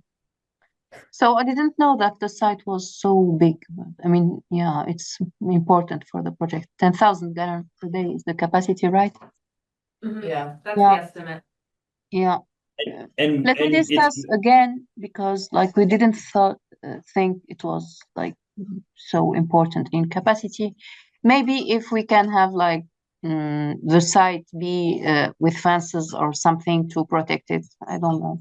But let me like discuss that again. And just to be clear, the accessing that space, that field for parking is literally not, for example, is not possible. You could not drive an 18-wheeler on there. You could not drive a dump truck on there. It's blocked off with boulders. Right. you Cars can- can get through it, but there's no way to drive. The boulders are like a fence. Right. Yeah. Yes. Yeah. The boulders serve as a fence for vehicles that my son drove into. But if the concern is occasional heavy vehicle getting on there, Yeah. I think that's not physically possible. Agreed. So what I'm hearing you say, Ashrak, is that now it's a maybe. That, right? Yeah, I Yes, need to yes, discuss that's what more. she said. Yeah. She's gonna look at it again. Yeah. If you would like to meet out there and like see it for yourself so you can kind of visualize it, I would be Let- surprised if it's more than 5 times a year. I would Okay. be amazed. I agree. So with this new I live across element, the street. yeah, with it because we didn't have like more information. That's why we take the decision. But with these new elements, let me like, discuss with my team, and I'll get back to you if we need like more discussion or guarantees or something like that. Right, Okay. but I think our team, our folks here are also looking into it to try to get some examples to share with you guys. Yes. Yeah. I'd like to look for examples from other places or rules that could provide some assurance and Maybe signage. maybe signage, yeah. And as you think about presenting this to your colleagues, Ashrak, if there are questions that come up or information that we can give you, please reach out so that we can help you. Okay. Thank you very much. Yeah. Yeah, thanks. Thanks. Thanks for being open. You're welcome. That concludes my presentation. I like how you just snuck that little bad news like in there. Oh, just one more thing. Also, we completely lose site B. Anyway, on. So that information arrived at 4:34 today. I'm just picking. So it's hot Off the press. hot takes on Wastewater. Pendulum, even within the meeting. It's like, I know. okay. Do you have anything else on this No. discussion? Done enough. And the last piece is allocating 15 grand from the fiscal year 27 wastewater funds for that quality testing, that one where they have to do it in May. And does it start in May or does it start in June? So June, July, August, September, October. Kate and I talked about this. I thought it was important to, I think we should just do it. And I think that we should do it in the select board meeting so that it's, in public and perhaps a larger audience. But to me, we already allocated budget funding for the wastewater for FY27.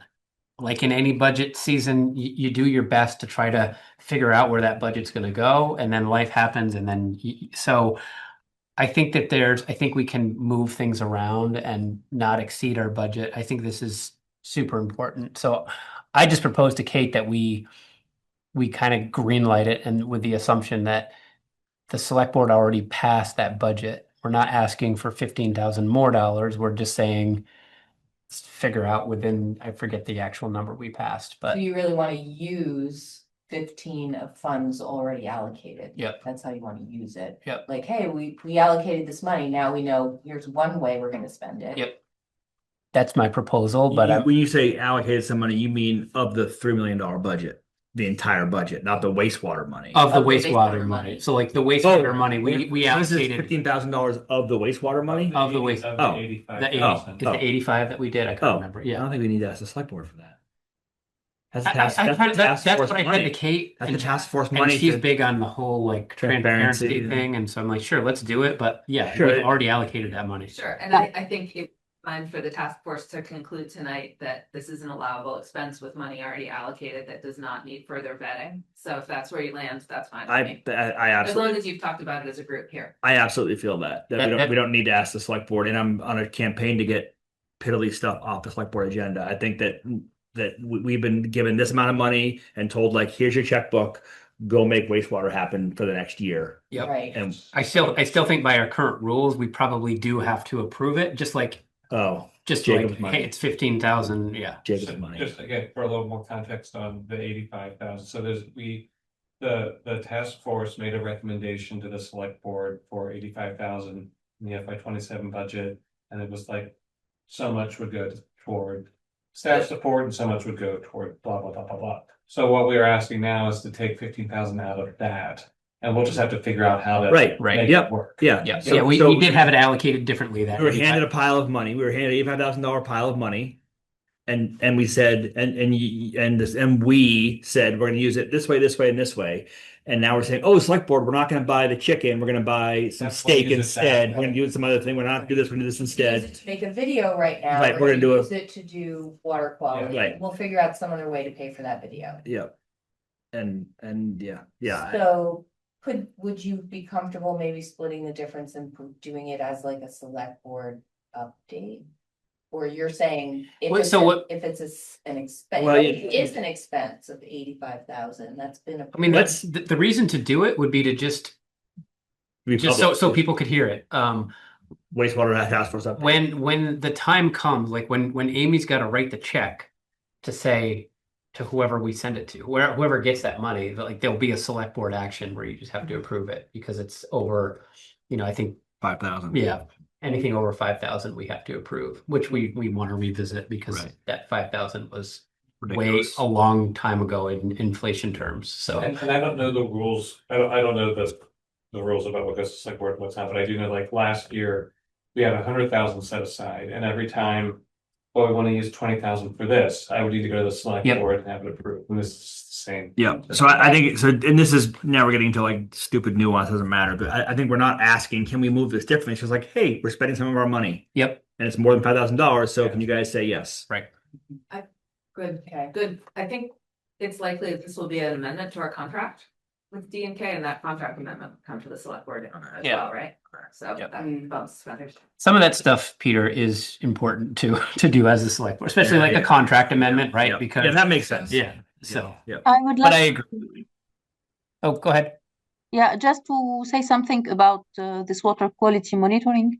If you revise the indirect system capacity and it's below 20,000 gallons per day, you don't need to do this. It's only if your system capacity is higher than 20,000 gallons per day. Well, we sure. Well, we hope it want is. 80,000 a day. So, Thank you for, I mean, that's helpful to know, but we sure hope it's over 20,000. Combined. my only, sometimes when Kate calls me, I get a little bit more open than I would be in a public meeting. But I was Which still you're in now, just so Yeah, I am in now, but so I'm trying to find a better way to phrase it. But I guess just in general, why does it cost so much? To do a wastewater quality test. You're not doing a wastewater quality test. Well, water quality. A test, river. You're okay. like going to the river. You're taking 5 samples once a month. I think the labs add up. Sure, Yeah. but $15,000. Right, you can test your house water for 185. At Vermont Department of Health, yeah. Well, And let's say that's- it's 10 times more delicate and expensive than that. I still feel like it's a lot of money for testing. Like Think of it that's this way, it's 5 months that they're doing testing and it's 15,000, so it's 3,000 for each time they do a test. yes. which still feels 3,000 ridiculous. to have staff go out, take the sample, send it to a lab, have the scientists do their thing. I guess I don't feel like 3,000 for each test is that much. You don't? And I don't know if it's a one test per month or if it's weekly. For the Well, they have to period. test in multiple places. I mean, MRIs are like That's a good point. 5. It's not And just each one of Get an those MRI. is, So Not through the All MRI right, thing. it's hard for people online to hear. I think Justin had something that made a lot no, of it's sense. just, I don't know how the testing's done, but I can imagine there's multiple locations where they test. They're not just putting it in one spot. It's gonna be a bunch, and they're gonna have a little collection. They're gonna collect water in a particular spot. And I don't know what the extent of the labs are. They do. 15,000 is the amount Du Bois and King is going to charge us to do this testing. That's the And estimate. did we ask them if they could Do it for do it for 10,000. 10? Do a friends and family discount. Right, well, yeah, and I think you could come up with some good reasons why they should do that. Yeah, it just seems like, or it, maybe just not that I need to know every line detail of this contract, but Show me where it's. How much of the 15 goes to the labs? Yeah. Is externally. Can you explain that? Can you explain that charge? Yeah. Explain what that's covered. Seems high.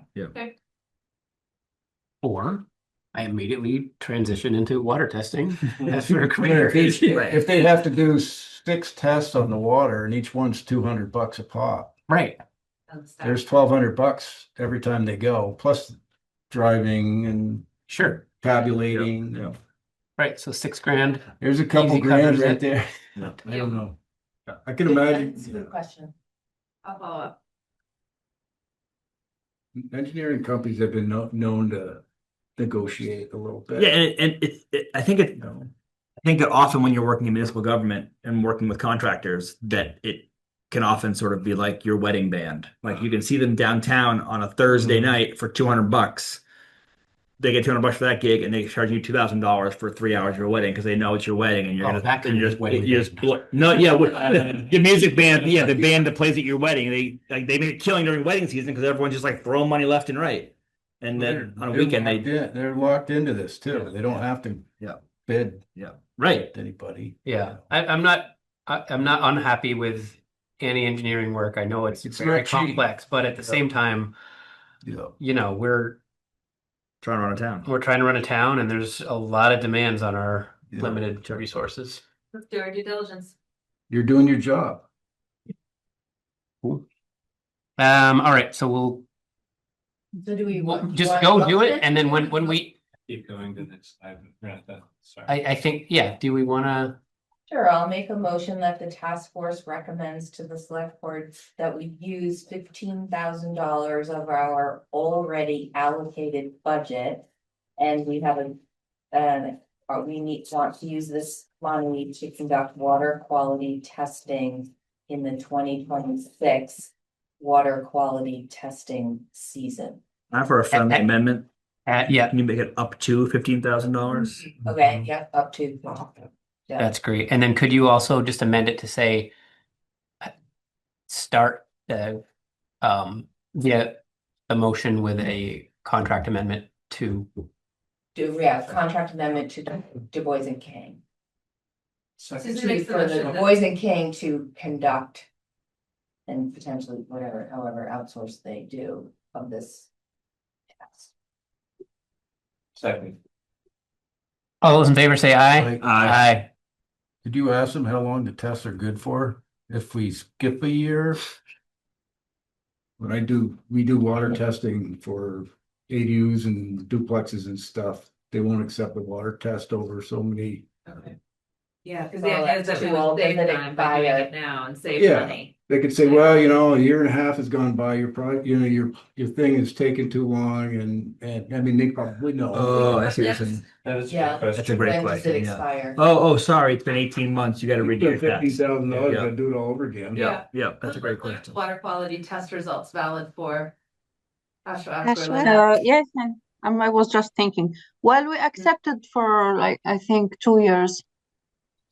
Okay, Good to know. thank you. Thank you. Or And well, within that two years, you have to file your permit yes. Apply, yeah. for construction. Sorry, what sorry. Yeah, What is Whether or that? not- What is that a 2-year window for applying for your construction permit. to issue the permit. I mean, it should not be like very old data. Also, the oldest one Right. that I know about is 2 years. It's one of the projects that we have. You don't So have 2 to years build is the system. acceptable. But if it's more, like there may be changes. But in 1 year or in 2 years, I don't think there is a big change in water quality, unless something like, I don't know, what happens. But in 10 years, for example, we had a project. They did water quality monitoring 7 years ago, so we did not accept. We asked them to redo it again. But in 1 So- year or two, it's fine, acceptable. Yeah. So just to clarify, so if we finish this testing and it gets done in October of this year, then as long as we get our permit in to the state before October of 2028, this test will be valid and will be usable. Yes. 20, no, 20. 2020, Yeah. almost 2 years. Yeah, it's fine. Yeah. And Yeah, 28. Yeah. if the town decides to move on to final design, say that you start that, say that you get the PER in the summer, you do outreach for 6 months, spend 2027 on the final design. We're into 2028 pretty quickly. Right. So let's chew on So that would be one reason maybe not to do it. Yeah. There could be an argument not to do it. true, except Except that you the need it. encroachment lesson learned is, and what Justin was saying about eliminating assumptions, like how will this change? What's the likelihood of this being a problem? This is establishment of a baseline, so I don't know that it tells us anything that affects how the system should be designed. It just tells Right, us this is where we're the- starting, so So that that- if there's discharge that changes the health of the river, we know about it. I thought it was that if the river was fabulous, you could discharge more, and if the river was so-so, you could discharge less. That's what I thought as well. So we kind of need to know. There was a conversation about like how much can the river handle? Or how much negative input can the river accommodate based on its current situation, is how I heard it.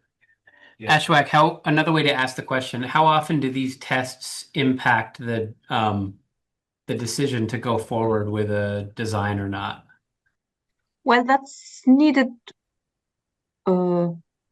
That's needed as a condition for permitting. You can do the design separately, but we cannot issue the permit until we check that there is no impact of the system on the surface, on the river quality.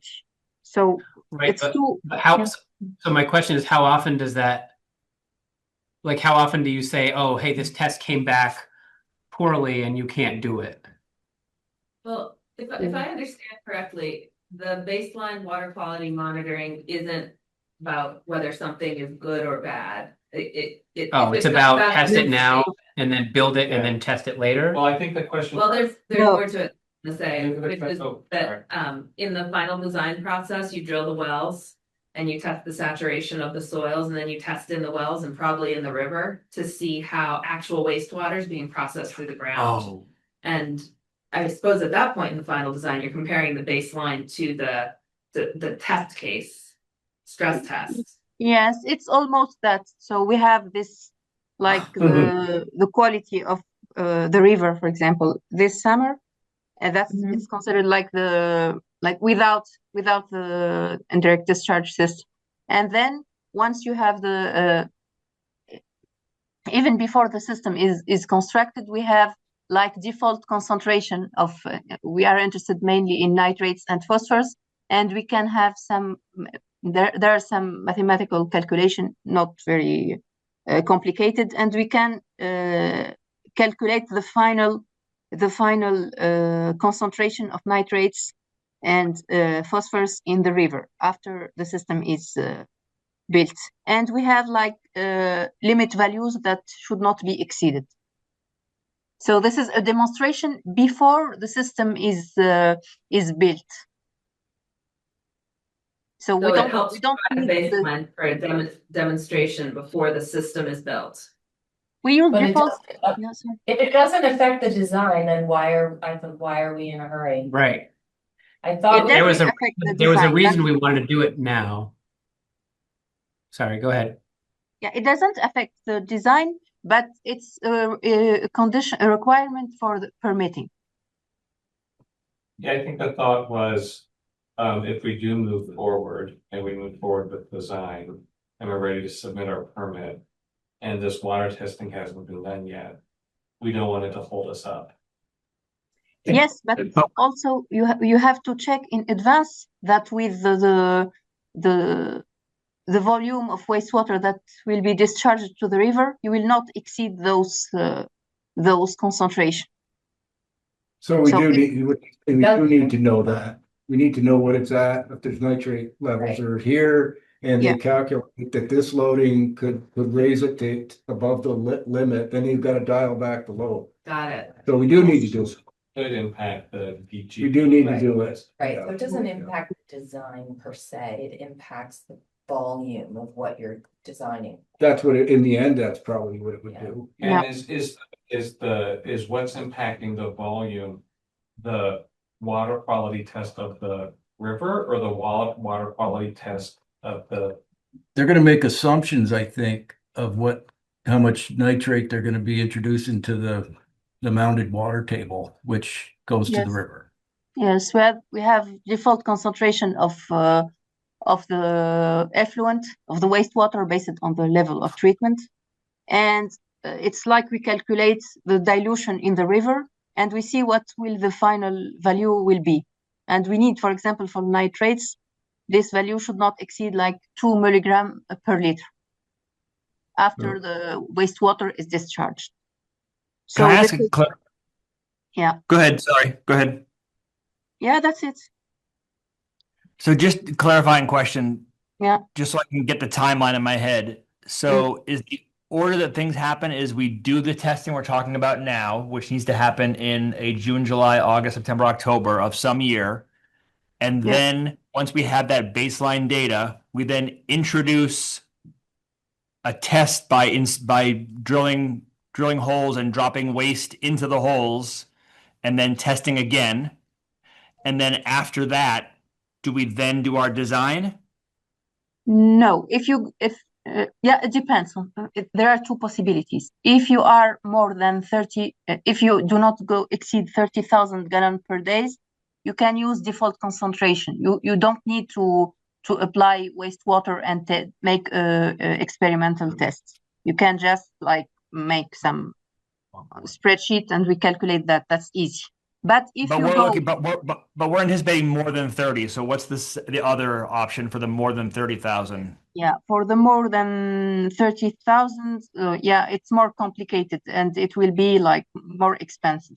That's called a site-specific study, and in that case, you will need to either to have built a small leach field, like what was done, Jonathan, in Waitsfield. Either you build a small leach field and you make the tests. I mean, you apply the wastewater and you see how much you have in the groundwater. You need, in that case, also have monitoring wells, and it will be more expensive. That's Is the that- other possibility. Is So that that's why still- I said it's important. That's why I said it's important to know in advance the capacity that you target, because the study of compliance depends on the volume of wastewater. That's why I said it's important. So is that pretend leach field step, the study leach field step, part of a final design project? Like- Yes. In the Yeah, we same, Wouldn't do it as part of the PER. No, but if we hadn't thought of it now and it never came up, me and Kay would say, oh, final design, now it's time to do your pilot leach field experiment. And you would want to have this And you'd test say, done oh, first before you did Right, that, he's is like, what you oh, we're would. ready. And are we going to be to that point where we're saying, oh, time for our test, By next summer. but before next October? Because if the answer is like, oh, probably not, then couldn't we wait and then do this July in all those dates on 27 and then dump in the test waste? Can we go back and look at our very first slide that shows The calendar. final design calendar? And when we first talked about it, it is possible to do those months in different years. So you could do Yes. August, September, October, and then June, July. Yeah, But I thought the whole point of why we're considering it now and why Du Bois and King was concerned enough to bring it up to us. I thought there was it felt like I heard a better reason that I'm not remembering right now of why we needed to do it now. Right. It So- could save time later, I Yeah. think was the very. Yes. So, but It takes you a year, at least. But your final design right there is 1, 2, 3, 4, almost 6 quarters, 5 quarters, That's right? And So, I think it'll start later than Q3 of 2026. right, So so at least one- is it possible to do the baseline and then to do the experimental leach field in the same season? I think so. Oh, yes. What I heard Ashraf say is that. I know. First, we need to get a basic idea of the disposal capacity because of that 30,000 threshold for the experimental test later on. Yes. So we're on our way to getting that. That's good. Then the water quality testing. If there are existing high concentrations of, say, nitrates and phosphates, that might shrink the capacity that we have available. Because we can't load up the river anymore. Existing in the Right. baseline data. Right, Yeah. so then it does really affect Right. our design, so Right. that is why Right. we needed to That's know why we need sooner. to do it now. Yeah, so. It seems like we Well, keep that- going around and around. Like Right. the test isn't likely to say that we can't do something, but it might. And so goes back to my first question. How often does that first round of testing show a level high enough that feeds into that design? Meaning like, Like, oh, hey, these nitrates are already at. I don't think she's gonna be able to say that. Yeah, We like, can't- like, we can't we just guess reviewed that. one last week, or I haven't seen one in 10 years. Right. That's kind of the question, I think. That's the question I'm looking for. Not necessarily exact data, but like, does it happen 1 out of 100 times, 1 out of 1,000, 1 out of 4? I I have, don't know we've done that many new systems. yeah, I haven't seen Uh, that. I mean, we have only one system with that. So And it's the basically- system that we asked it to redo their surface water analysis. So we should think about this factor of water quality like as a potential capacity constraint. In the same way that the river corridor is a capacity constraint. Mhm. This could potentially say you can't do 80,000, you can only do 60,000, or whatever the numbers are, and that's. She said there was a 20,000 cutoff, we don't need to do it, and there's the 30,000, over 30, you've got to do the test leach field. Right, but if we But can't you- do more than 30, it might not really be worth. Right. Right. You need- If we're only doing 20, we're done. Right, We right. need to eliminate assumptions and Yes, do the test. yes. I mean, we can stress out about the timeline later. Well, we just want to make sure. what But you the said, timeline we is Want it to expire. right. You don't want to do it. What they're trying to get at is, I know, what if it takes us 4 years to get to the next step and they make us do it again? 15,000. It's only 15 grand. It'll be 20 by then. It could be. Well, it's gonna be 8 once we push back on. That's true. Towards- D and K will be like, oh, I could do it for 8. Right. Yeah, okay. Thanks for talking this through. I'm sorry I didn't bring you like a clear understanding of how Yeah. all the pieces fit This together, is- but I've learned some new things. This stuff is all over our head anyways, and Yes. we're just trying to grasp. it. Trying to understand, right, exactly, Yeah. at a second grade level. So where did we end up? Well, we had a motion and it passed, and it doesn't seem like we need to change. We're moving forward as planned. So. We're going to we the ended SB to up that ask- We still would like D and K to initiate doing this. And And thank you, Lynette. see if they can See if they can do it in June. Sharpen their pencil. sharpen their pencil a little bit. Got it. Yeah, I mean, they get that data and then we're talking, okay, is it gonna be a 20,000 system, a 30,000, or are we going for it? Yeah. That's kind of what it looks like. At least we'll know. Yeah, We have to get through that. That's good. Yeah, Did you do the thank vote? you. Yeah, we It's did. Yeah, we did. Yep. Motion passed unanimously. Yeah. oh, I don't know if you voted this week. You did? Okay. That's all I got for the agenda. And now can I go to the next slide? Pretty cool. June 11th. Ooh, That's the meeting. Is that a problem? nope. Well, maybe, I don't know. That's just that's the next, whatever we are, the second Thursday or something. Yeah. We could amend that motion and say we only authorized 10,000. I changed it to say up to 15,000, not just 15,000. That's a up to. start. Yeah. And we could say, no, there was two people on the group that insisted that You can do it for You 10 bigger. and you can do it for 10 and Yeah. make plenty of money. Eric, I think Jay had a question Chat. in the chat. Oh, When do Jay, can you ask your question out loud? Is that possible, or is you only available through chat?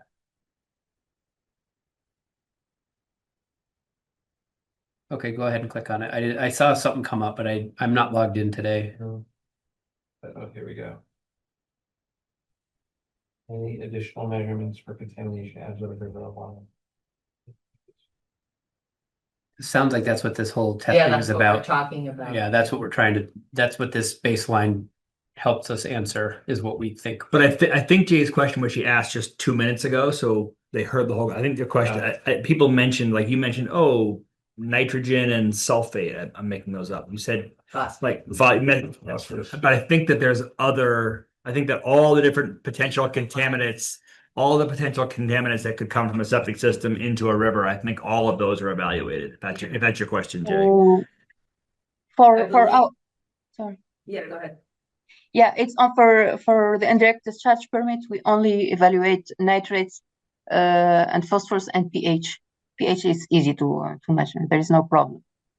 So only Not a- nitrates and phosphates, no other thing. No bacteria. like Except $6,000. if you have wells like down gradient, or if you have tertiary treatment. Okay, if No. they're well down gradient or tertiary treatment, there are additional tests. And then there's ongoing testing. If a system were to be built, after the system is built, there's ongoing water quality monitoring, right? Yes. Right. Yeah. After the system is built. Yeah. Built. And is that ongoing monitoring just for the nitrates and phosphates, or is it for things like E. coli and other things that show up in systems over time? No, only nitrates and phosphorus. Okay, so Jay, that's the answer to your question. And feel free to unmute if you want to follow up or clarify. Or I'm taking over. This is Eric's meeting. Sorry. You're doing fine. Okay, next on the agenda is talking about the next meeting, June 11th. It's not on the agenda, but we're talking about it anyway. I won't be here. Sorry. Isle of Man. Yeah. No, my own race. Oh, cool. All right. I think so. I don't know. I guess I could look. Do we move to adjourn? Or do we just adjourn? I make a motion to adjourn. All those in favor say aye. Aye. Oh, Susan seconded that. No, Casey. Chris did. did. Oh. Thanks, everybody. Thank you.